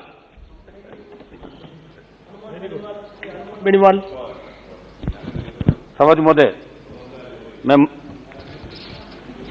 सदन में आज चार्टर्ड अकाउंटेंट कॉस्ट और वर्क्स अकाउंटेंट तथा कंपनी सचिव संशोधन बिल 2021 पर चर्चा हो रही है। सभापति, सरकार का ये कहना कि इस क्षेत्र में नीति के सुधार की तरफ बड़ा कदम है, लेकिन धरातल पर इसका क्रियान्वयन होगा तब सच्चाई सामने आएगी। सभापति महोदय, जब एनडीए की सरकार बनी थी 14 और 19 के अंदर बहुत बड़ा प्रचार किया गया कि फालतू के जो भी बिल और कानून हैं उनको हम रिपील करेंगे जब हम सत्ता के अंदर आएंगे। लेकिन दुर्भाग्य इस बात का है कि एक-एक दिन के अंदर कई बार 2-2, 3-3 बिल लाए गए, पास कराए गए और फालतू के कई कानून इस सरकार ने बनाए। इस बिल की कोई बहुत बड़ी आवश्यकता नहीं थी। सब ये bill chartered accountants act 1949, cost और वर्क्स अकाउंटेंट्स एक्ट 1959 और कंपनी सचिव एक्ट 1980 में संशोधन करके उनके अनुशासनात्मक तंत्र को मजबूत करने का प्रयास करता है। सीए पे अगर वो गलतियां करता है तो अनुशासनात्मक कार्रवाई कैसे हो, ये बिल इसके लिए लेकर आए। इसके प्रावधान में जाने पर एक चर्चा करना अत्यंत आवश्यक है कि नियामक संस्थाओं का भारत की अर्थव्यवस्था को सुदृढ़ बनाने में कितना बड़ा योगदान है। आज भारत 2.66 ट्रिलियन US$ की जीडीपी साइज के हिसाब से विश्व की 6ठी बड़ी अर्थव्यवस्था है। एमसीए के डाटा के अनुसार 31 मार्च 2021 तक भारत में कुल 13,44,000 से अधिक सक्रिय कंपनियां हैं, जिनमें कुल कंपनियों में से 65,992 कंपनियां पब्लिक लिमिटेड कंपनियां और 6,740 स्टॉक एक्सचेंज में सूचीबद्ध है। सबसे आज देश में 3 स्टॉक एक्सचेंज है, जिनका 28 मई 2021 तक के डाटा के अनुसार बाजार पूंजीकरण लगभग 3.03 ट्रिलियन US$ तक है। इस परिप्रेक्ष्य में दृढ़ नियामक संस्थान न केवल देश के कंपनियों को सुचारू रूप से चलाने में सहायता करते हैं, बल्कि देश की जनता के धन को घोटालों से भी बचाते हैं। लेकिन भारत की अर्थव्यवस्था धोखाधड़ी घोटालों से अछूती नहीं रही। बड़े बड़े घोटाले इस देश के अंदर हुए, चाहे वो यूपीए की सरकार थी, चाहे एनडीए की सरकार थी। इस सरकार के सत्ता में आने से पहले हर्षद मेहता सिक्योरिटीज स्कैम 1992 में, Tri Sure India Limited 1975-76, the Global Trust Bank और Ketan Parekh scam 2000-2001, Satyam Computers Limited 2008, Ranbaxy Laboratories 2008, National Spot Exchange Limited NSCL 2013 हो या इस सरकार के सत्ता में आने के बाद हुए JP Infrastructure 2017, Nirav Modi PNB 2018, IL&FS 2018, Yes Bank 2018-19 और Dewan Housing Finance Corporation Limited DHFL 2020 में ABG शिपयार्ड द्वारा किया गया बैंक घोटाला था। इसकी गूंज भी पूरे देश के अंदर ही। समझ में घोटालों ने स्वतंत्र लेखा परीक्षकों द्वारा सांविधिक लेखा परीक्षा की भूमिका और प्रभावशालिता पर न केवल सवाल उठाया, बल्कि देश की जनता को ये मैसेज दिया कि विपदा की घड़ी में कोई नियामक संस्था उनके साथ नहीं खड़ी है। सवाल ये भी उठता है, क्या भारत के नियामक संस्थाएं इतनी काबिल है कि उन घोटालों को होने से रोक सके और एक प्रीएम्प्टिव अप्रोच दिखाए न कि रिएक्टिव। उदाहरण के तौर पर नीरव मोदी PNB घोटाले के उजागर होने के बाद सरकार ने राष्ट्रीय वित्तीय रिपोर्टिंग प्राधिकरण NFRA का गठन कर एक बहुत ही अच्छा कदम उठाया था। लेकिन ICAI जो CS को विनियमित करता है और अपने सदस्यों के खिलाफ कम प्रभावशाली कार्रवाई की प्रचेष्टा रखता है, ने NFRA के गठन का विरोध किया। अफसोस इस बात का कि मार्केट के रेगुलेटर SCBI तक के पास लिस्टेड कंपनियों के ऑडिटरों के खिलाफ कार्रवाई करने का क्षेत्राधिकार नहीं है। इससे इन सब घोटालों में शामिल CA और CS बड़ी आसानी से थोड़ा सा जुर्माना देकर छूट जाते थे। ICAI के अधिकार में तो अधिकतम सजा 3 महीने का सस्पेंशन और 1 लाख रुपए जुर्माना था। इसलिए मेरी मंत्री महोदय से एक ही मांग रहेगी कि इस बिल में जो सजा का प्रावधान आपने किया है, संस्थान के रजिस्टर से सदस्य का नाम हटाना, उसे फटकार लगाना, 5 लाख तक का जुर्माना लगाना, बिल जुर्माने की अधिकतम राशि को 10 लाख रुपए करता है। मेरी मांग है कि इसमें जब आप बिल लेके आए दोबारा, तो ये सुझाव के साथ इस बिल को लाए, जिसमें 3-4 हम सुझाव भी देंगे, उसमें क्रिमिनल लायबिलिटी भी जोड़ी जाए ताकि बेलगाम हुए ऑडिटरों के लिए कारावास एक डेटरेंट साबित हो। ये मेरी मांग रहेगी। इसी के साथ सरकार से ये भी मांग करता हूं कि CA या स्टैट्यूटरी वैज्ञानिक ऑडिटरों को मार्केट फिड्यूसरी का दर्जा दिया जाए ताकि सेबी जैसी संस्थाएं भी इन पर कार्रवाई कर सके। सौद महोदय, इस बिल के संदर्भ में मंत्री जी को ये कहना चाहता हूं कि ICAI के केंद्रीय परिषद के सदस्य का वर्तमान में 3 वर्ष का कार्यकाल होता है और इस बिल के माध्यम से ये कार्यकाल बढ़ा के आप 4 साल कर रहे हैं। वे कोई भी CA अधिकतम 3 कार्यकाल के लिए चुना जा सकता है, इसे बढ़ाकर 4 वर्ष किया जा रहा है। इसलिए यदि वर्तमान में कोई CA इसका सदस्य 3 बार चुना कर 9 साल हो गया, 4 साल और उसको कर दोगे तो 9 से 13 साल हो जाएगा। इसलिए यदि वर्तमान में कोई CA इसका सदस्य है तो उसका वर्तमान कार्यकाल भी उसमें सम्मिलित रखा जाए ताकि लोकतांत्रिक व्यवस्था के अनुरूप सभी और नए लोगों को मौका मिल सके। इस पर आप जवाब देते समय जरूर स्पष्टीकरण जरूर दें। एक मेरा सुझाव है सभापति महोदय कि अनुशासन बोर्ड जो आप बना रहे हैं, इसमें एक निदेशक सहित 3 सदस्य, जिसमें एक आपका होगा लो या अनुशासनिक, एक दूसरा होगा अर्थशास्त्री या व्यापारी और तीसरा काउंसिल का सदस्य होगा। मेरा सुझाव है बिल को नए सिरे से आप लाए, इसमें राजनीतिक जो जनप्रतिनिधि है, चाहे वो सांसद हो या जो भी जनप्रतिनिधि हो, उनको भी इसमें सदस्य बनाया जाए ताकि और पारदर्शिता के साथ काम हो सकता है। सौद महोदय, मैं मंत्री जी का अत्यंत महत्वपूर्ण विषय की तरफ ध्यान आकर्षित करना चाहूंगा कि RBI का सर्कुलर बैंक ब्रांच ऑडिट संबंध, जिसमें पहले 2020-21 तथा 2021-22 का है, पुराने प्रावधानों के अनुसार राष्ट्रीयकृत बैंक के अपनी 20 करोड़ से अधिक के एडवांसेज वाली शाखाओं की 100%, 20 करोड़ से कम एडवांसेज वाली शाखाओं में 1/5 शाखाओं की audit rotation wise chartered accountant द्वारा करवाई जाती थी। 20-21 की ऑडिट अलॉटमेंट के समय राष्ट्रीयकृत बैंकों ने RBI को कोरोना महामारी के हालातों के मद्देनजर करवाई जाने वाली ऑडिट के पैरामीटर में बदलाव करने का आग्रह किया, जिसको RBI ने मानते हुए एडवांस को बेस मानते हुए सिर्फ 90% एडवांस की ऑडिट करने का प्रावधान कर दिया था। एडवांस के 90% ऑडिट वाले प्रावधानों को भी 17 मार्च 2022 को आपने संशोधित किया, एक सर्कुलर जारी करके घटाकर 80% कर दिया। इसे नए प्रावधानों से करीब 50% शाखाएं बिना ऑडिट के रह गई। ये घोटालों का प्रमुख कारण बन रही है, ये दायरे से बाहर हो गई। इस प्रकार के निर्णय जो न तो देश के बैंकिंग में नई वित्तीय स्वास्थ्य के अनुकूल है, वे नई देश के जमाकर्ताओं के हितों के है, क्योंकि आज रोज बैंक घोटाले सामने आ रहे हैं, रोज बैंक लाइसेंस वित्तीय अनियमितताओं के कारण रद्द किए जा रहे हैं। वे जमाकर्ताओं की खून पसीने की गाड़ी कमाई वे बुढ़ापे का सारा बैंकों में डूब रहे, डूबने का आसार बनते जा रहे हैं। इसलिए मेरा आग्रह है कि कोरोना महामारी से पूर्व के प्रावधानों के अनुसार ऑडिट सिस्टम को रिस्टोर करवाने का भी आप आदेश कराएं। इस बिल को बहुत तैयारी के साथ अगर सरकार लेकर आती तो बहुत बड़ा फायदा देश के आम आदमी को हो सकता था। हालांकि CA के संदर्भ में ये भी कहना चाहूंगा कि दुनिया में एक मिनट सर, एक मिनट राम कृपाल जी, एक मिनट, आप नहीं बोल पा रहे तो मैं आपकी जगह भी थोड़ा बोल दूंगा ना। हालांकि CA के संदर्भ में ये भी कहना चाहूंगा कि दुनिया में ये एक ऐसा प्रोफेशन है CA का जो अपने क्लाइंट की उन्नति से स्वयं की उन्नति करता है। इसलिए इनके प्रोफेशन से जुड़ी समस्याओं पर भी आपको ध्यान देने की जरूरत है। सभापति मेरी मैं इस चूंकि बिल आधा अधूरा आप लेके आए, आप गलतियां जो CA करता है उनके खिलाफ कार्रवाई करना चाहते हैं, लेकिन पूरी तैयारी के साथ इस बिल को वापिस अगर लेके आए जिसमें सजा का प्रावधान भी हो, पॉलिटिकल व्यक्ति की नियुक्ति भी हो और सारा सही ढंग से हो, तब जाके बिल का इससे कुछ होगा कि बिल सही रूप में आप लेकर सिर्फ रिकॉर्ड बनाने के लिए रोज नए नए कानून लाना और पास करना, रिकॉर्ड बनाना, इसके लिए आप ये नहीं करें। मैं इस बिल का विरोध करता हूं। धन्यवाद सभापति। Shri Rabindranath. Thank you, Chairperson, sir, for the opportunity to speak on the Chartered Accountant Cost and Works Accountant and the Companies Secretaries Amendment Bill 2021. Sir, auditors accountants and company secretaries are considered as the first gatekeepers of corporate governance, and our legal framework lays considerable faith and confidence in the system. Sir, I am sure that with emerging technologies such as artificial intelligence, there is going to be a major transformation in the accounting sector, which the accounting industry has to brace itself with. For example, automation, mini boards, machine learning, and adaptive intelligence are becoming part of the finance team at lightning speed. Sir, one way, it is a welcome development that the accounting sector is giving opportunities to several homegrown SaaS-based companies like Zoho, operating out of Chennai, to emerge as global cloud-based accounting companies.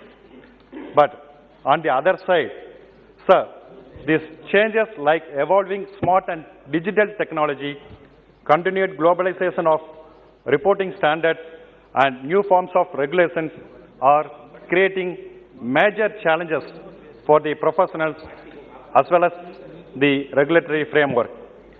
Sir, before I conclude, I wish to propose 3 suggestions to this House, sir, to the Honorable Minister. Firstly, ICAI, Institute of Chartered Accountant of India, is the world's second largest professional accounting body and largest professional accounting body of India, which functions entirely on a self-financing and self-sustainable model. The institute has nearly 165 branches spread across the nation, with nearly 40 more chapters outside the country. Sir, I wish to request that the government, these institutes may be elevated as approved training institutes by Government of India to award employable certificates similar a diploma to inter-post chartered accountant students, so that a huge industry shortage of trained professionals can be addressed. Since the infrastructure and finances are already available within the current system under the administrative and academic jurisdiction of ICAI, further investment and employment of trained teachers are not required. Secondly, sir, future accountants will increasingly need education in digital technology, globalization, and evolving regulation, and so on. Undoubtedly, the accountant of a future will need to be technologically savvy to evolve with the changing industry, and our training and regulatory mechanism should also be ensured to adapt to this changing scenario. Thirdly, sir, with regard to women participation, women reservation in the region and central council should be ensured by properly toning the government policy. With increasing presence of women in the CA professional, the women's cell should be strengthened to work and help the women members in solving their work-related issues. The real purpose of Women Empowerment Committee of ICAI should be taken up priority. Sir, this bill has brought on to tighten the disciplinary mechanism and streamline the functions of chartered accountants, company secretaries, and cost accountants. The bill aims to deal with the conflicts of interest between the administrative and disciplinary arms of the institutes. It is also expected to result in quick decision making in disciplinary matters of professionals through this fixed time frame of 90 days. Through this, sir, I support this bill. Thank you. Sir, thank you so much. The Chartered Accountant, Cost and Works Accountants and Company Secretariats Amendment Bill 2021 सरकार ने समय समय पर CA professionals को encouragement किया है एवं help की है. सीए इंस्टीट्यूट ने भी अपनी पार्टनर इन नेशन बिल्डिंग अपनाया है एवं हर घड़ी सरकार की योजनाओं को एग्जीक्यूट करने के लिए हेल्प की है। टैक्स कलेक्शन की बात हो अथवा अन्य किसी योजना को लोगों के बीच में लाने की बात हो, इंस्टीट्यूट ने हमेशा सरकार के साथ दिया है। सरकार की विविध कल्याणकारी योजनाओं जैसे प्रधानमंत्री रोजगार योजना, सब्सिडी योजना, एक्सपोर्ट्स योजना, स्पेशल टैक्स जोन प्रमोशन ई योजना को जनता तक पहुंचाने में हेल्प की है। Sir, I just request you, I am just here, few of my CA people from my district and from Vidarbha basically and from Nagpur, they have actually spoken to me about this bill when this bill got introduced in this house, and immediate all the chartered accountants, they came and they visited and they spoke to me about this bill, ki what should be, we should bring changes in this bill. I will just give few suggestions, sir. I am always there in the support of this party and the department and with the ministry, but I just wanted to give you, because from last 74 years, these people are serving India. They are working for India, they are working for progress in the people, in the favor of this India nation. I'll just give this bill to examine only CA Amendment Act. The proposal is out of box suggestion of IIA. It's commercially proposed to destroy the world best and cheapest courage by privatization of it through IIA. No need to establish IIA when we have the world best CA institute, sir. And it's like we are demolishing Nalanda like institute just for competition, which is not fair, sir. I am just here to, मैं यहाँ पे सिर्फ आज बोलने के लिए आई हूँ। मैं सीए लोगों की आवाज़, मेरे क्षेत्र के और विदर्भ के लोगों की, जो सीए जो प्रैक्टिस करते हैं दिन रात, पूरी सरकार को दिन रात अपना समय देते हैं कि हमारी सरकार और देश की उन्नति हो, उसके लिए साथ देते हैं, तो उनकी कुछ त्रुटियां हैं जिसको हमने एज ए सजेशन लेना चाहिए और कमिटी को भी बहुत बार अप्रोच किया। The CA amendment bill propose to make changes in the disciplinary mechanism of Institute of Chartered Accountants of India. The current mechanism is robust, useful, and was only put in place about a year ago. The bill proposed to increase government nominee from 2 to 3 and reduce the member of council from 3 to 2, sir. This is the main pain what the CA people are facing, sir. अगर कोई भी एक आधा व्यक्ति जो medical practice नहीं कर रहा है, अगर वो चेयर पे बैठता है, तो वो उस डॉक्टर को क्या न्याय देगा अगर वो चेयर के पास आएगा? अगर उसे पता है कि इसने इस जगह पे इस तरीके से अगर गलती की है, तो उसे किस तरीके से हमने सजा देनी चाहिए और किस तरीके से नहीं देनी चाहिए? So this is the recommendation, sir, from the CA what I am giving in this house. The current composition of disciplinary committee is 2 members appointed by the Government of India and 3 members of ICAI Council. The process so far has been smooth, practical and useful. The current system may be continued as there is no reason to change in less than decade. Currently, minimum 1 member of government should be present for a form a quorum. The bill proposed that the chairman of the bench will be government nominee and not a CA. This is the basically, sir, the chairperson, when you spoke about this. Mehtab ji spoke about this. Our Google uncle from Bengal, he spoke about this. Everybody talking about only this point. We don't have a problem about this bill. It is just the chairperson who we are appointing, he should be a CA who has actually practiced in this field, not the non-chartered accountant practitioner. In the DC, mechanism is a quasi-judicial function and only person who are from the same profession should sit in the judgment as facts are involved. The change is keen to placing non-legal or non-medical profession in the DC mechanism or bar council, medical council. The standing committee, while rejecting all the suggestions of ICAI, has gone beyond its mandate and proposed sitting up. Sir, I am always in the support of the government, and I am there, but it is just a little suggestion what I wanted to give in this house in behalf of my chartered accountant who belongs to Maharashtra and Vidarbha. Thank you so much, and I'm always there with sir. Thank you.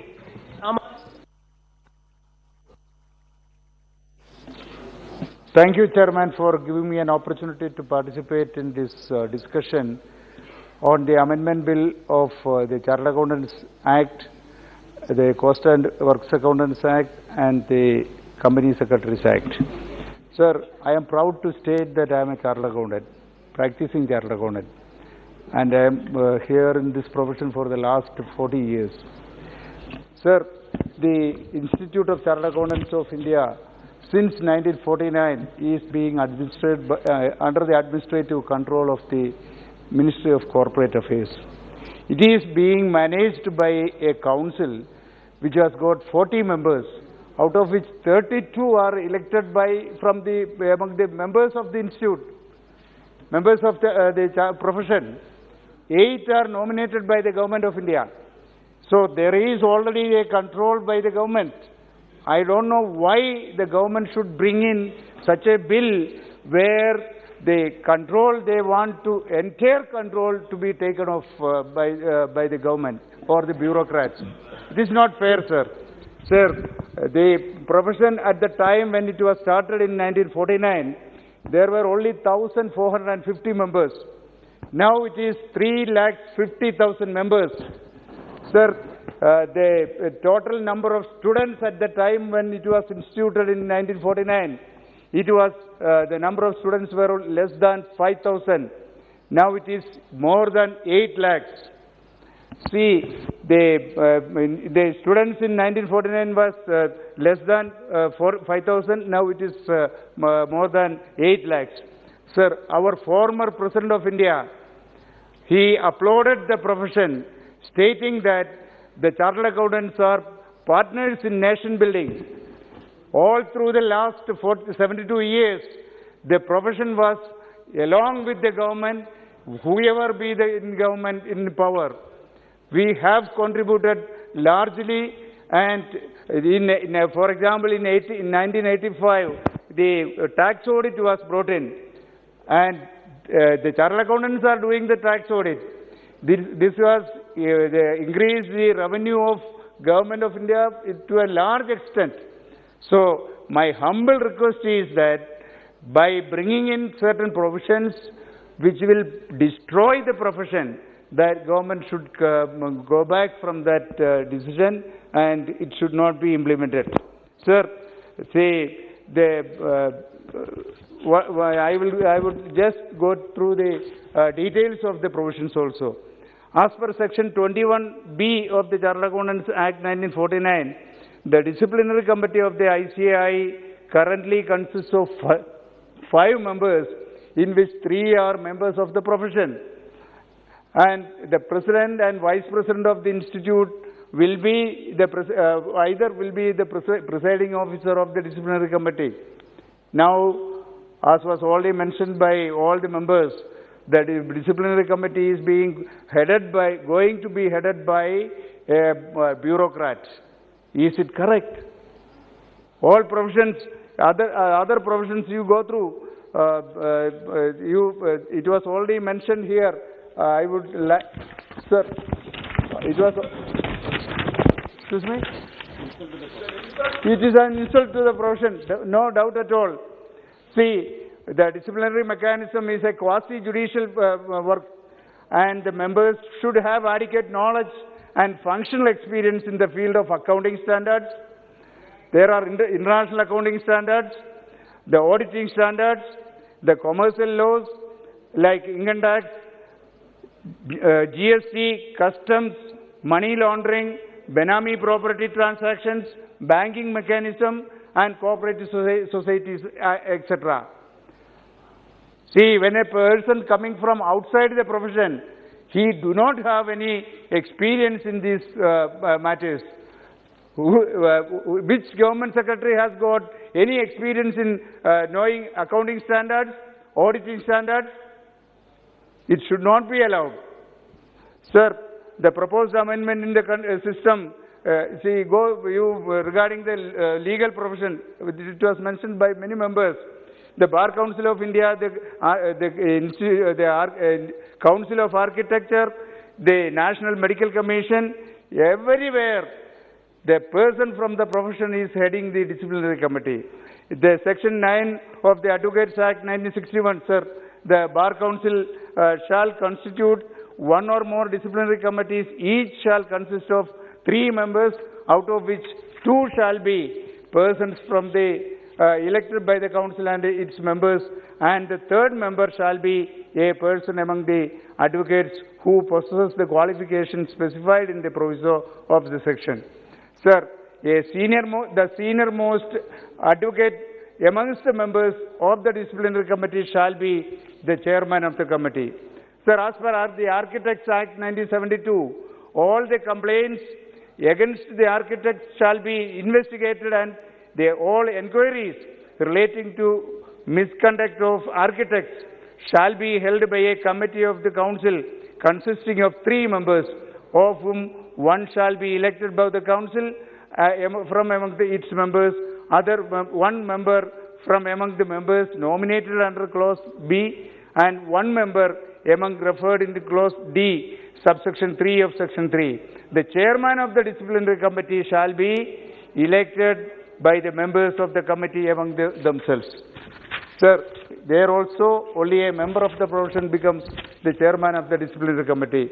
Sir, under the National Medical Commission Act, the medical registration board comprising of 5 doctors, among them 1 shall be the president, 2 whole-time members and 2 part-time members.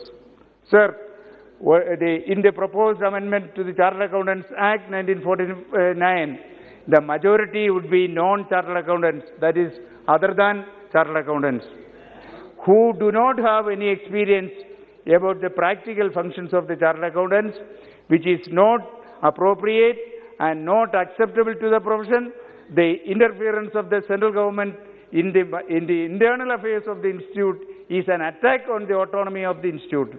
I recommend that the existing position regarding the composition of the disciplinary committee should be retained, and the presiding officer should be a chartered accountant, someone with the knowledge and expertise in practice about the application of the accounting and auditing standards. Sir, with these words I conclude. Thank you. Sri Saptagiri Ulaka.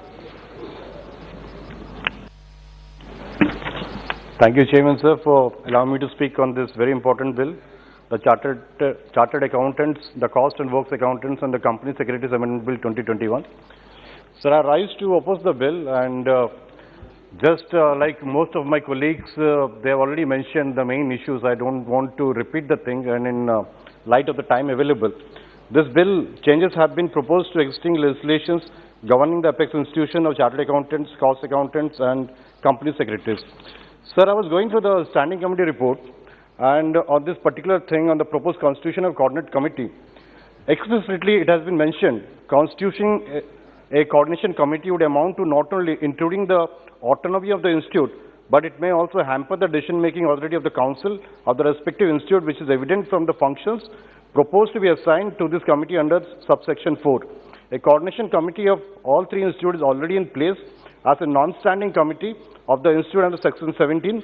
This may be made a standing committee, and its term of reference should be to discuss and resolve common issues like multidisciplinary partnership. So this is the basic thing on the coordination committee. And now the revised coordination committee, it has a secretary who is heading the committee. I think this is an attack on autonomy, and I was hearing my esteemed colleagues from the treasury benches. They've been mentioning that this bill has been brought in so that more autonomy could be given. But we have seen what happened in medical council. They will do the same in bar council, the dental council, each and every institution they're trying to attack. At the same time, they have the guts to say that we are giving you more autonomy. This is a joke on all of us. And sir, chartered accountant, I'll tell you a story about when we were in college. One of my friends was a topper in my batch.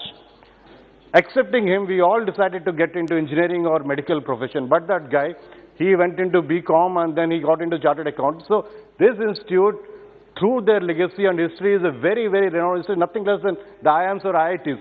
We don't need an IA. The thing is, they have around 7.5 lakh students and 3.5 lakh members as of now, the ICAI. And what we are doing now is we are trying to dilute it just because our Honorable Prime Minister, he made a speech that your signature is more important than my signature, and what does this parliament have to do? They have to bring a bill where they say we'll give you autonomy, but they will take away your autonomy. Some main issues have been the striking of the names of defaults of the CA firms. This has been flagged. Approvals of names of CA firms registered with institute. And when we talk about the Satyam story, sir, I was working with an IT company, Infosys, and when Satyam happened, the owner, he said, I'm riding on a tiger without knowing when to jump up. But I don't think it's a problem of the chartered accountant or the disciplinary committee or the standing committee. It's mainly because of the intentions of the director or the owner who forced these guys to get into this kind of book mismanagement and so on. So that is the main issue. We should try how we can more streamline this process, give them more power and everything. I'll come to the Board of Discipline. There, again, from the Standing Committee meeting, the Board of Discipline, what has been requested to the Standing Committee, the unprecedented provisions of appointing 2 non-CAs as members out of 3 members in the board may have a large-scale impact on the work of CAs, would be majorly judged by non-CAs. So now what we are doing, for the medical council, you will have an engineer who will be the head of the medical council. Similarly, you're doing for the CA, which is a major concern for them. And there are 2 basic things. I don't want to take much of a time. The dilution of powers of the chartered accountant profession. The Institute of Chartered Accountants of ICA has raised concern of the proposal to have non-chartered accountants, which I have mentioned as the presiding officer of the disciplinary committee. At present, the president or vice president of ICA acts as the presiding officer, a practice that the institute wants to continue. The second one is the vague terminology. The Chartered Accountants Act 1949 left the definition of other misconduct open-ended. According to ICAI, the old act allowed reprimanding, imposing fines, and even cancelling registration of members if the former believed that the member's activity brought disrepute to the institute. In the recent past, what has happened, sir, ICAI used this provision to arbitrarily censor the content that some CAs posted on the social media. The new bill doesn't address the issue of this whimsical censorship from ICAI. And moreover, sir, when we move to digital technology and the digital world, we should look at multiple ways of how we can enable that digital technology in enabling the CAs to perform the work more often. So that direction should be there, rather than giving, introducing the secretary as a coordination committee head won't help us in many ways. There's one last point, sir. Under the Act, in cases of profession or other misconduct, the committee may reprimand or remove the number from the register of the institute, impose a fine up to ₹5 lakhs.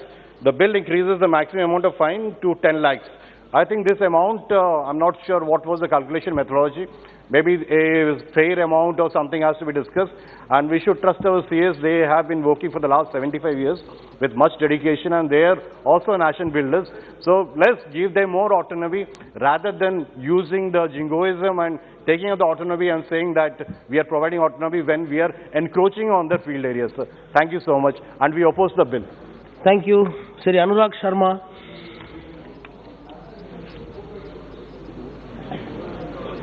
Thank you, Honorable Sir, for giving me this opportunity. I stand here for you in complete support of this bill. Let me, actually, there was some discussion earlier about how this bill is going to be changing our lives and the lives of my friends at CAs. And, sir, let me remind this House that this, हम लोग cricket बहुत खेलें तो मैं हिंदी में बता देता हूँ, ये तो वैसी बात होगी जब 2 टीमें क्रिकेट के मैदान में उतरती हैं और एक टीम 13 प्लेयर्स के साथ आ जाती है तो 11 उसके खिलाड़ी हो गए और 2 अंपायर्स भी वो साथ लेके आते हैं। तो ये यूपीए के ज़माने की लेगेसीज हैं जो ये चलता आ रहा है इतने सालों से। आज अगर सरकार ये बिल लेके आई है तो ये खाली 2 ही चीज़ों में महत्वपूर्ण है। कहीं से भी इनकी ऑटोनॉमी खत्म नहीं करी जा रही। आज भी ये कोर्ट सेट करते हैं, आज भी कितने लोग पास आउट होते हैं, क्या परसेंटेज ऑफ पासिंग आउट होता है, वो सब सीएस के हाथ में ही रहता है। इसमें जो महत्वपूर्ण चीज ये है कि जब अपन बात करते हैं ऑटोनॉमी की, तो ऑटोनॉमी इंस्टीट्यूट्स की किसी भी हालत में दखलंदाजी नहीं की गई है। इसमें एक डिसिप्लिनरी बॉडी बनाई गई। जब यहाँ पर खाली आप 3-4 डजन केसेस पे इतने सालों से एक्शन ले पाए हैं So today, when the need of the hour is India's fast-growing economy, आज अभी उन्होंने जैसे कहा कि 7-7.5 लाख बच्चे सीए के एग्जाम्स के लिए तैयारी करते हैं, 3-3.5 लाख सीएज हैं इस देश में, तो मैं आपको ये बताना चाह रहा हूँ कि हिंदुस्तान में अमेरिका के बाद सबसे अधिकतम सीएज हैं. 3.5 lakh CAs work in India. But unfortunately, none of our best practices are recognized internationally because of lack of a disciplinary committee or work in the disciplinary committee. Today, when you talk about the big four, whether it's Deloitte, KPMG, EY, none of the big Indian companies have become of an international standard. In this country, today our people from the software industry lead the world. When we have so many CAs, why are our audited statements not accepted in NASDAQ or accepted worldwide? It's only because certain best practices have not been followed. Today I was happy to note that in this regard, global best practices adopted in US, UK, Australia, Canada and South Africa have been studied by the ministry. They have brought in some of these changes. Today, even in the UK, lay members, that means members who are not CAs, head the disciplinary panels. In UK, there are multiple bodies imparting education and regulating the accountancy profession, unlike India, where ICAI enjoys status of a statutory body. Even in the US, state boards of accountancy regulate the profession and licenses to practice is also given by them. Here, sir, there is no way the government is impinging on the autonomy of these. The only thing is the disciplinary action. UPA के सरकार के दौरान और इन सब में जगह हमेशा ये देखा जाता था कि एक बड़ी सिस्टम चलता था. आप भी सीए, मैं भी सीए हूं, तो भैया इसको छोड़ देते हैं. प्रेशर लाया जाता था. फोन बैंकिंग हुई है इस देश में, इसलिए इतनी बड़ी बड़ी कंपनियां बंद हो गई. महाराष्ट्र कोऑपरेटिव बैंक से लेकर सत्यम कंप्यूटर्स, आप किसी चीज का भी जिक्र कर लीजिए. ये इसलिए होता रहा क्योंकि ये प्रेशर लिया जाता था. आज अगर एक independent, completely independent body create करी जा रही है फॉर डिसिप्लिनरी एक्शन, और मेरे एक मित्र अभी मुझको ही बता रहे थे कि आज हिंदुस्तान की जो सबसे बड़ी ऑडिट बॉडी अपने पास है सीएजी, उसमें कोई सीए नहीं है, पर आज वो ऑडिट करते हैं कि नहीं पूरे हिंदुस्तान का. तो अगर इंडिया का ऑडिट सीएजी कर सकती है without a chartered accountant on it's board, और वो सबके सब एक एग्जाम दे के पास आउट किए होते हैं, तो आज अगर हम उसमें ये ला रहे हैं तो ये अच्छी चीज होगी. बिकॉज अगर हिंदुस्तान की इकोनॉमी जिस रेट से बढ़ रही है आदरणीय प्रधानमंत्री जी के अंदर में, तो हमको ज्यादा से ज्यादा लोगों को तैयार करना पड़ेगा. हमको best practices world wide adopt करनी पड़ेगी. हम सभी को इन बॉडीज को इस तरीके से करना पड़ेगा कि जो आज हिंदुस्तान की यूनिकॉर्न्स, इतनी सारी कंपनियां बड़ी बड़ी होकर विदेशों में जाकर रजिस्टर करना चाहती हैं, इनकी बैलेंस शीट्स पे जब साइन हो, अगर हिंदुस्तान की फर्म का साइन होगा तो हम सबको उस चीज पे गर्व होगा. हम सब चाहते हैं कि ये 4 बड़ी कंपनीज के अलावा 4 और हिंदुस्तान कंपनियां हो.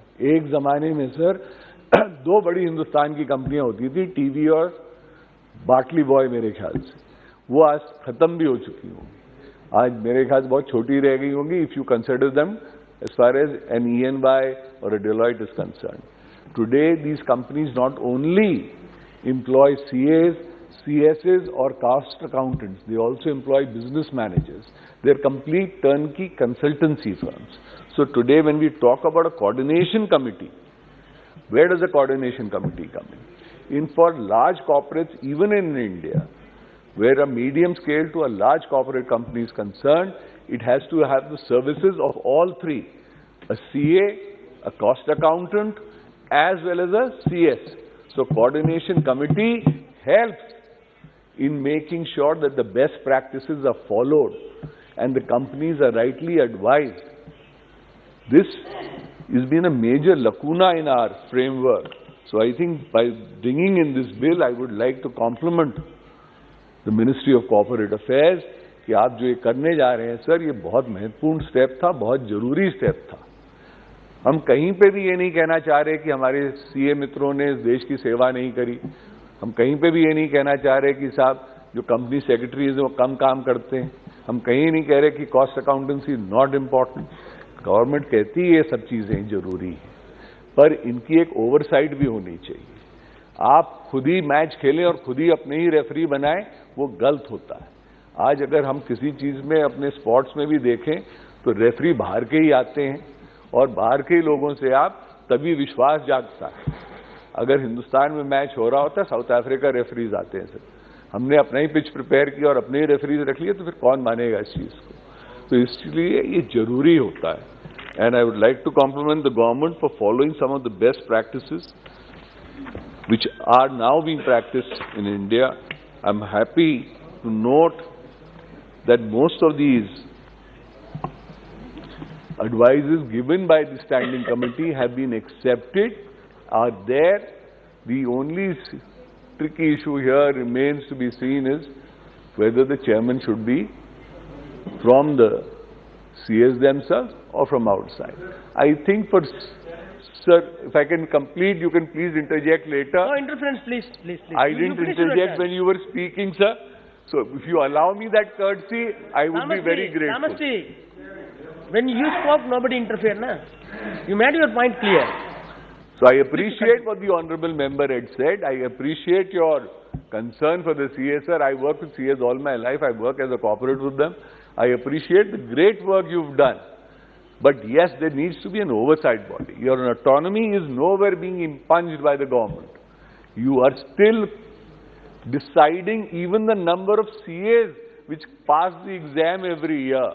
In fact, we need to up that because a lot of brilliant children get rejected during the exam and they actually face a lot of heartburn and heart failure.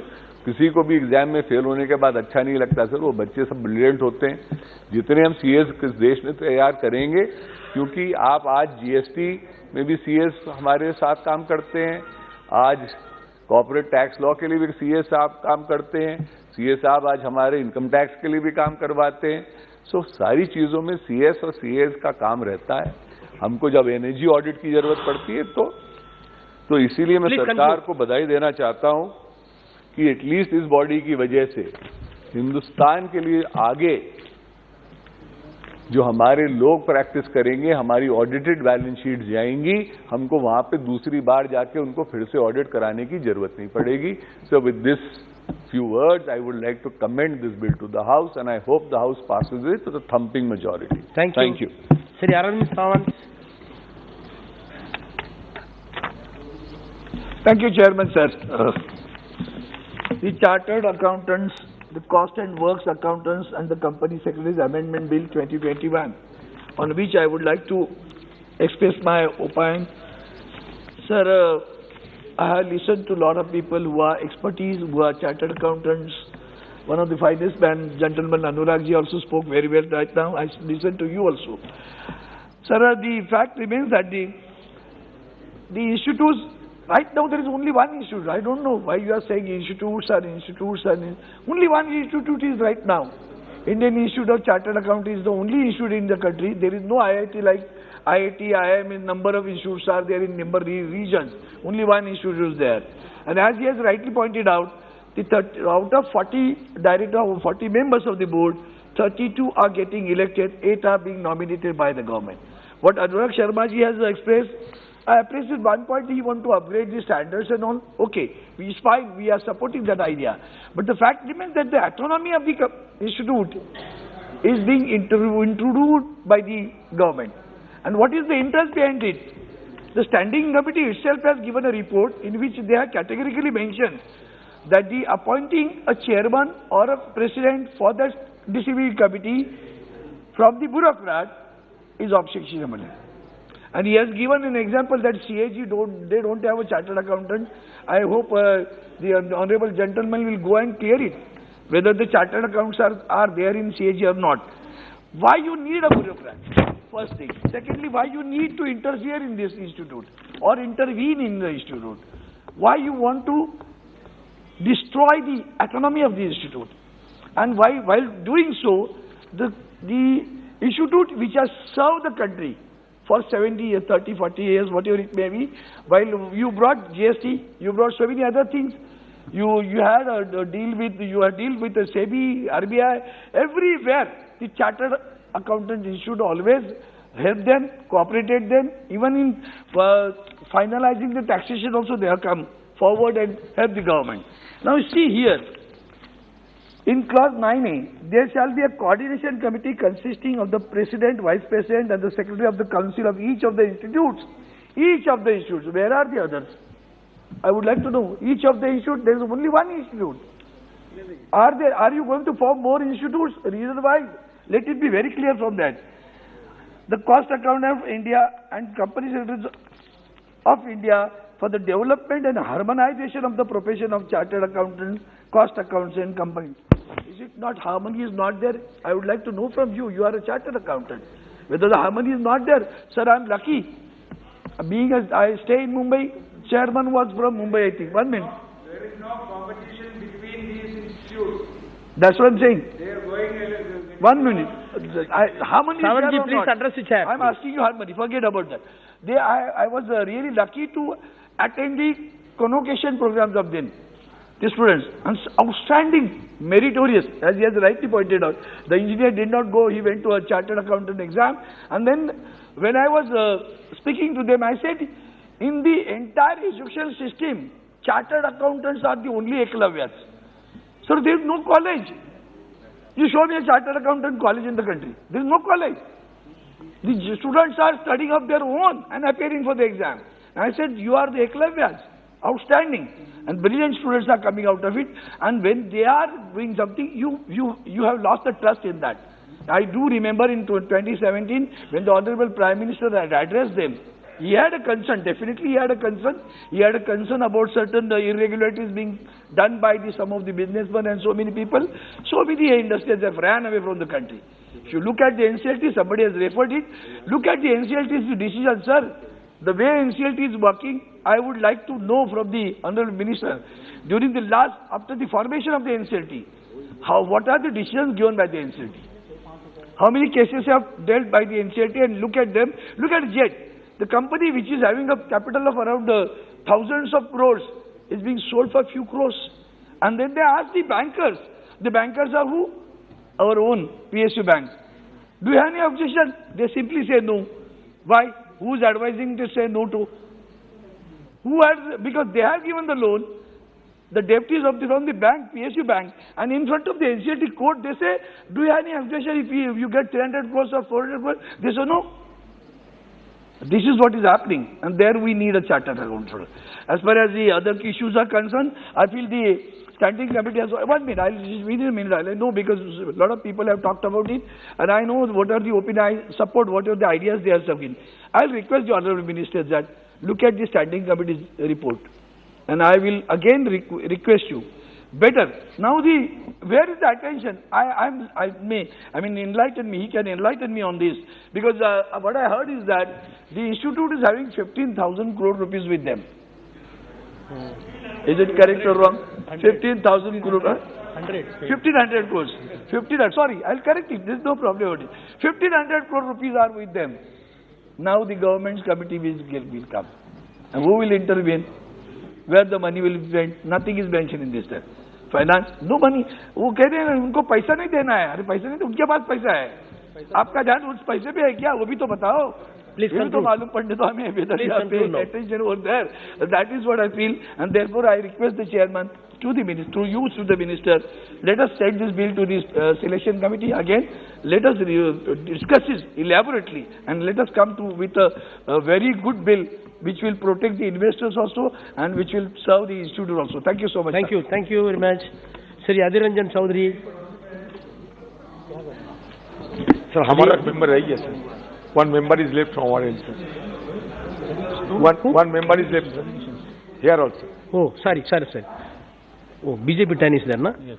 Sri Ravi Kishan.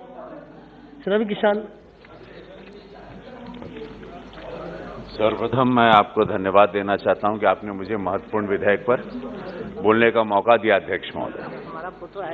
संशोधन विधेयक का स्वागत करता हूं मैं और support करता हूं, जैसा कि विधेयक के उद्देश्यों का कथन में लिखा गया बहुत ही पारदर्शिता के साथ, क्लैरिटी के साथ है। आई वाज हियरिंग ऑल मैं सारे माननीय सदस्यों को सुन रहा था, बट ये सारे सदस्य ये नहीं जान रहे हैं कि यशस्वी प्रधानमंत्री मोदी जी की सोच है ट्रांसपेरेंसी, पारदर्शिता, और इस देश में अब वो समय आ गया है जहां पर हम लोग साफ साफ चीजों को देश के सामने रखें।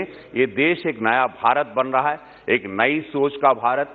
1959 में व्हाट हैपेंड, 1949 में व्हाट हैपेंड, उसको सब कुछ मद्देनजर रखते हुए हम इसको बदलते हुए तंत्र को स्ट्रांग करना है, उनको सिक्योर करना है। संसद इसके जो सदस्य हैं संस्थानों के, उनके विरुद्ध अनुशासनिक मामलों में एक समय सीमा के भीतर से निपटाना, जवाबदेही तथा पारदर्शिता को बढ़ावा देने संबंधित संस्थानों की परिषद को स्वायत्तता प्रदान करना इत्यादि शामिल है, जो बहुत ही क्लियरली बताता है कि अब ये देश बदल रहा है, चीजों को बदलना जरूरी है, देश को जानना है, देश की जनता को जानना है कि सत्य क्या है, लोग क्या हैं, लोग कैसे काम कर रहे हैं, whether they are CA, whether they are into income tax, whether in the government firm, any kind of firm, they want to see कि भैया क्या हो रहा है, हमारे देश का क्या हो रहा है, मेरी देश की जनता का क्या हो रहा है, मेरे टैक्स के पैसों का क्या हो रहा है, कैसे पीपल ऑपरेटिंग, कैसे मेरा देश बढ़ेगा, कैसे 135 करोड़ की आबादी स्ट्रांग होगी, कैसे हम सुपर पावर बनेंगे। तो ये सारे पॉकेट्स को और ये सारी जो संस्थानें हैं और संस्थाएं हैं उसको स्ट्रांग करने के लिए यशस्वी प्रधानमंत्री मोदी जी की जो सोच है उसी को लेकर हम लोग चल रहे हैं और वो बिल उसी से आधारित है और उसी के अनुसार है।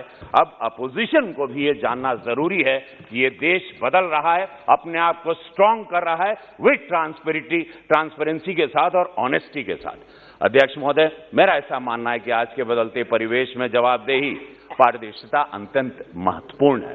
हर इंसान चाहता है कि भैया क्या हो रहा है जीवन में, भैया मेरे पैसों का क्या हो रहा है, भैया मेरा देश कहां जा रहा है, कैसे ये संस्थानें, भाई अब चल रहा था 1949 में कुछ बना था, अंग्रेजों से कुछ हम लोग प्रभावित थे, वो सारे बिल गए, वो क्या नियम थे, वो क्या कानून थे, वो लद चुके हैं। अब लोग निकलना चाह रहे हैं, लोग एक 2021 में मोदी जी के साथ विश्व को देख रहे हैं, विश्व के सबसे बड़े नेता बने हमारे प्रधानमंत्री, भारत पर पूरे विश्व की नजर है, भारत ग्रो कर रहा है, भारत ही एक ऐसा देश है जो अब ग्रोथ की तरफ है और पूरे वर्ल्ड की निगाहें हैं, उसमें हमको उनका साथ देना चाहिए। चूंकि मैं सिनेमा इंडस्ट्री से जुड़ा रहा तो सीए के साथ और अकाउंटेंट्स के साथ, ये सीए एक ऐसी संस्थान है और चार्टेड अकाउंटेंट्स ऐसे रहे जिन्होंने मुझे पहली बार लॉ सिखाया अध्यक्ष महोदय, कि नो यू हैव टू पे द टैक्स। जब मैं कुछ पैसे कमाने लगा तो मुझे बोला नहीं, यहाँ पे आपको भैया, मेरा चार्टेड अकाउंटेंट आया, उसने कहा कि तो मुझे एहसास हुआ कि चार्टेड अकाउंटेंट कहीं सरकार का आदमी तो नहीं है, ये सरकार के लिए काम करता है, ये क्या है, ये व्यक्ति क्या है, ये संस्था क्या है, ये लोग कौन है, जो पूरा पैसा मेरी मेहनत का मैं कमाता हूं, वो मुझे उसने बताया कि ये जाएगा देश के लिए। ये आप जो पैसा सिनेमा की शूटिंग से कमाते हैं, जो आप टैक्स भरते हैं, वो, और मैं करीबन 30-35 साल से I'm a टैक्स पेयर, तो मैं जो कमाता था, मेरा सीए आता था हमको समझाता था कि ये पैसे ऐसे जाएंगे।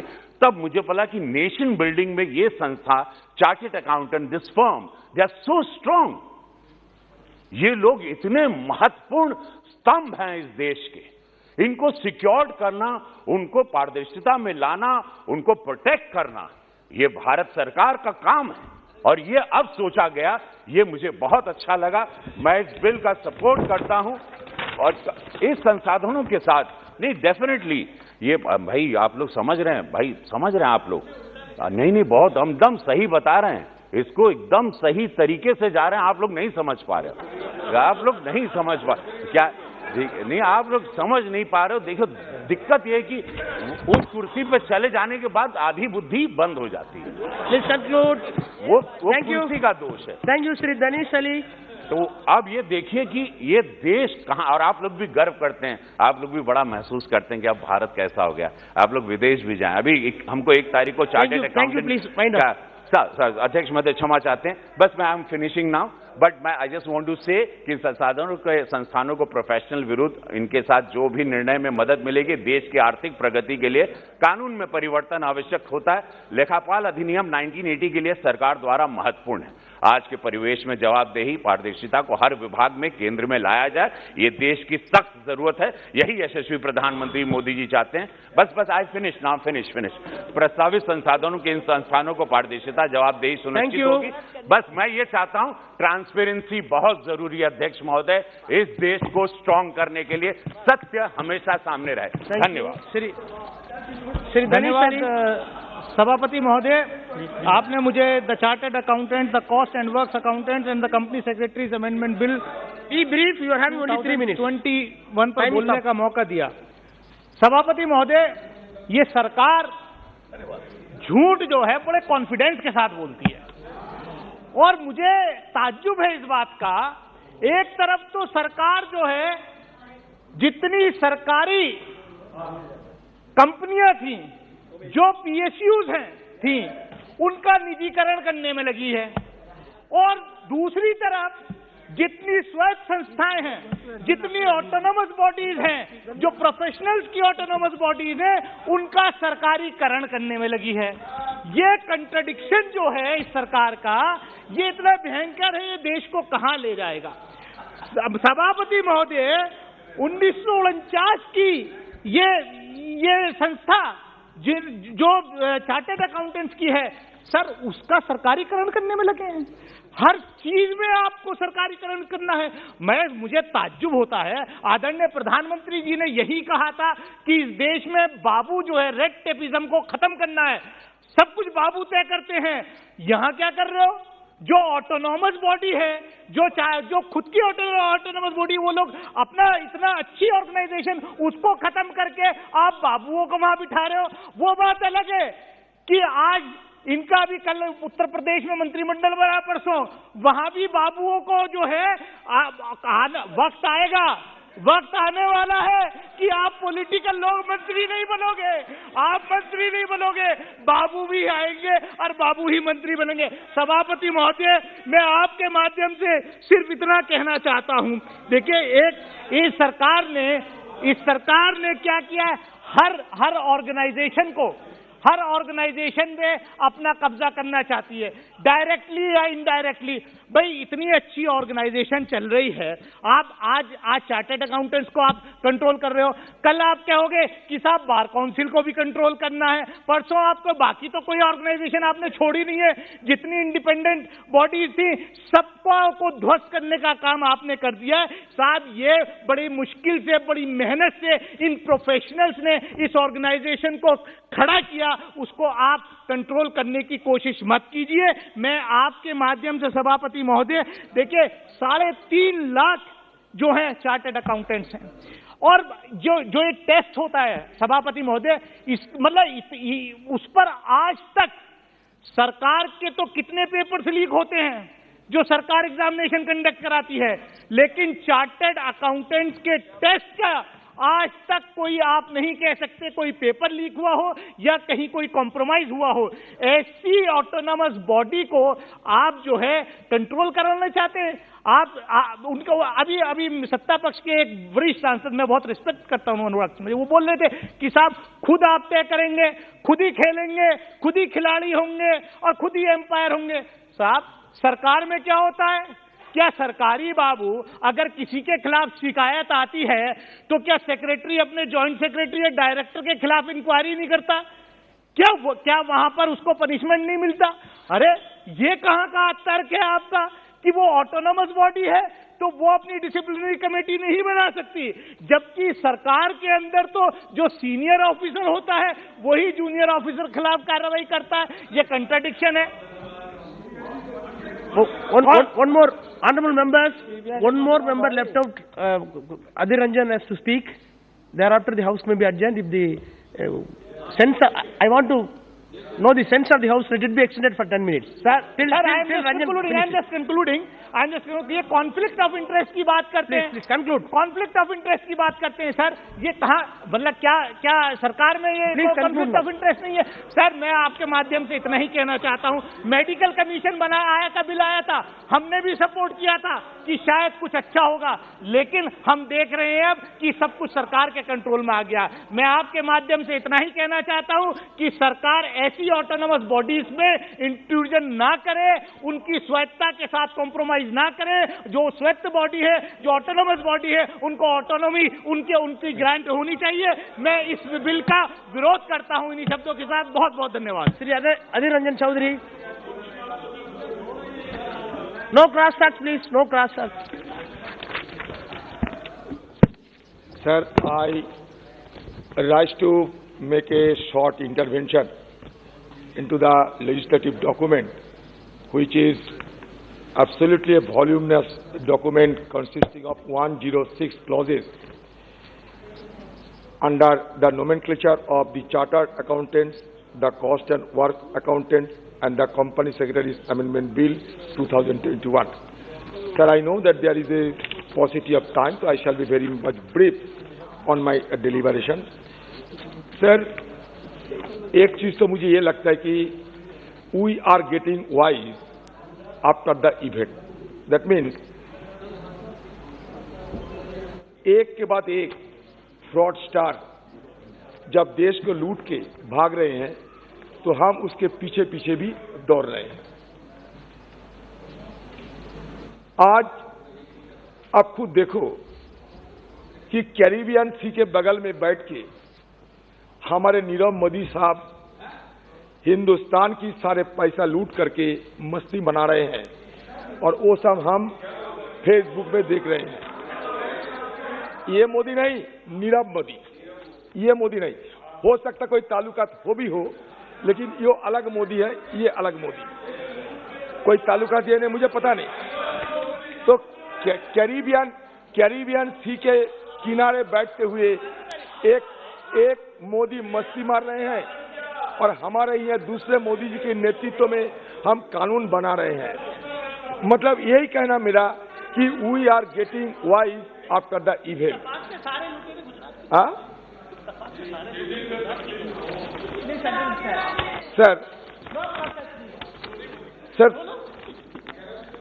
Sir, according to the Companies Act 2013, every company has to appoint a chartered accountant or CA in order to audit his accounts.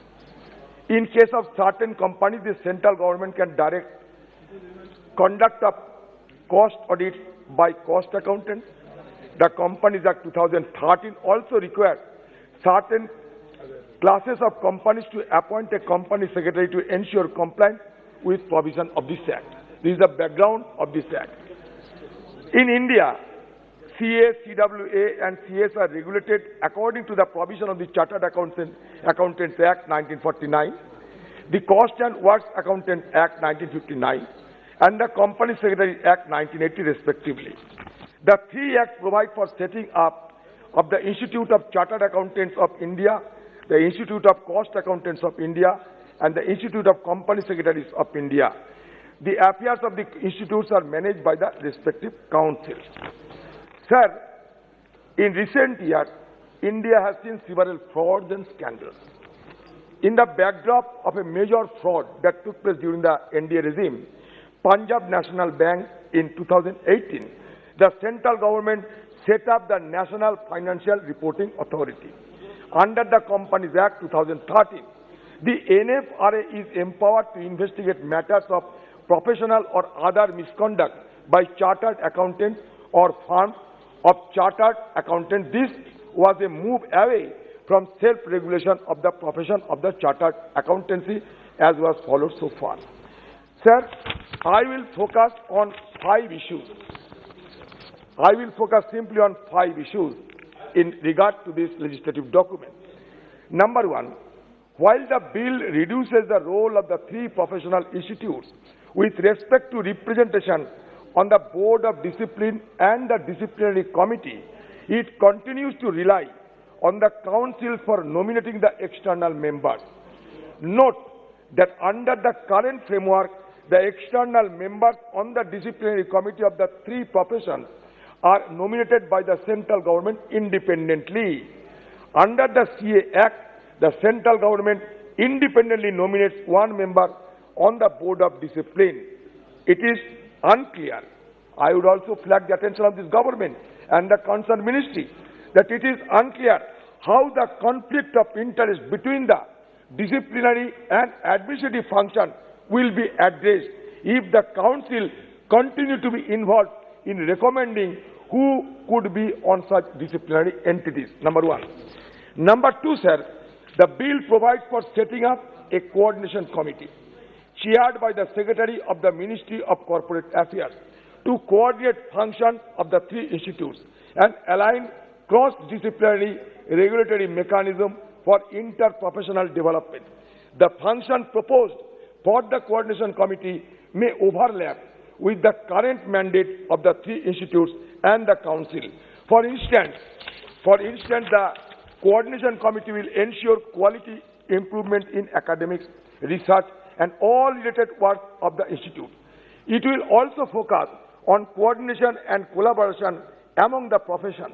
These activities are currently undertaken by the respective council and institutes.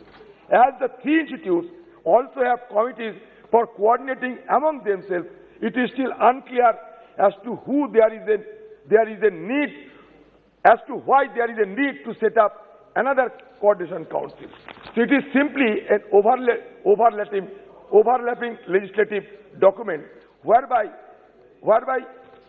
government is going to set up another coordination council as proposed under the bill. Further, the proposed coordination committee will be chaired by the Secretary of the Ministry of Corporate Affairs. This provision may certainly impinge on the independence of the three institutes. Sir, the bill seems to be turning the position of President in the three councils into a non-executive role. The secretaries of the respective councils are being designated as chief executive officers. However, the bill holds the respective presidents responsible for implementing the decisions taken by the council. It is unclear how the president will ensure that the decisions taken by the council are implemented when, at the same time, the secretary is proposed to carry out the administrative function of the institute as its chief executive officer. The bill seems to be separating the responsibility of the governance and execution by prescribing separate roles for the president and the secretary of the council. By holding the president responsible for implementing decisions, which is an executive role, may be against the framework of separation of powers as proposed in the bill. So there is a gap between the cup. It is quietly and evidently it is manifested in this bill. There is a serious slip between the cup and the lip. Government is trying to hoodwink the people that yes, they are trying to take some proactive measures in order to stem the rot insofar as fraud and other issues are concerned. But in actuality, there is a serious flaws in the legislative document. Sir, last but not the least, the bill provides for disclosure of pending complaint or actionable information against members of the institutes and firms registered with them. For the three professions, the Board of Discipline or the Disciplinary Committee decide whether a member is guilty of an alleged misconduct. Publishing details of members or firms found guilty and imposition of any penalty may be useful information for prospective and current clients. However, recording details of actionable information or pending complaint in the register of members and register of firms before they are found guilty may adversely impact the reputation. That means chartered accountant may be called cheated accountant. So certainly we have to be very much cautious and treat the path very cautiously so as to dispel any kind of misapprehension. Sir, regulators of other professions such as doctors publish details only of those blacklisted or suspended from practice. According to National Medical Commission Act 2019, the Ethics and Medical Registration Board and State Medical Councils are required to maintain the National Register and State Register respectively. These registers contain details such as the name, address and all recognized qualification of licensed medical practitioners. While the Indian Medical Register contains details of doctors who have been blacklisted along with dates of suspension and revocation of suspension, it does not contain details of complaints against doctors. So, sir, again, I am reiterating that this bill may be appeared as progressive, but in actuality, but in practice, it is nothing but a retrogressive step, only to hoodwink the common people of our country. Sir, CA की जरूरत है, ये सब मानते हैं कि CA की जरूरत है हमारे देश में. सीए की जरूरत है, स्टैंडिंग कमेटी भी माना, मल्टीपल अथॉरिटी की जरूरत है, ये भी स्टैंडिंग कमेटी माना. ये स्टैंडिंग कमेटी की बात नहीं सुनते, इसलिए sir, finding no alternative, I have to oppose the legislative document, and with this word I am concluding my speech. Thank you sir. सभा की कार्रवाई बुधवार 30 मार्च 2022 को प्राप्त 11 बजे तक के लिए स्थगित की जाती है.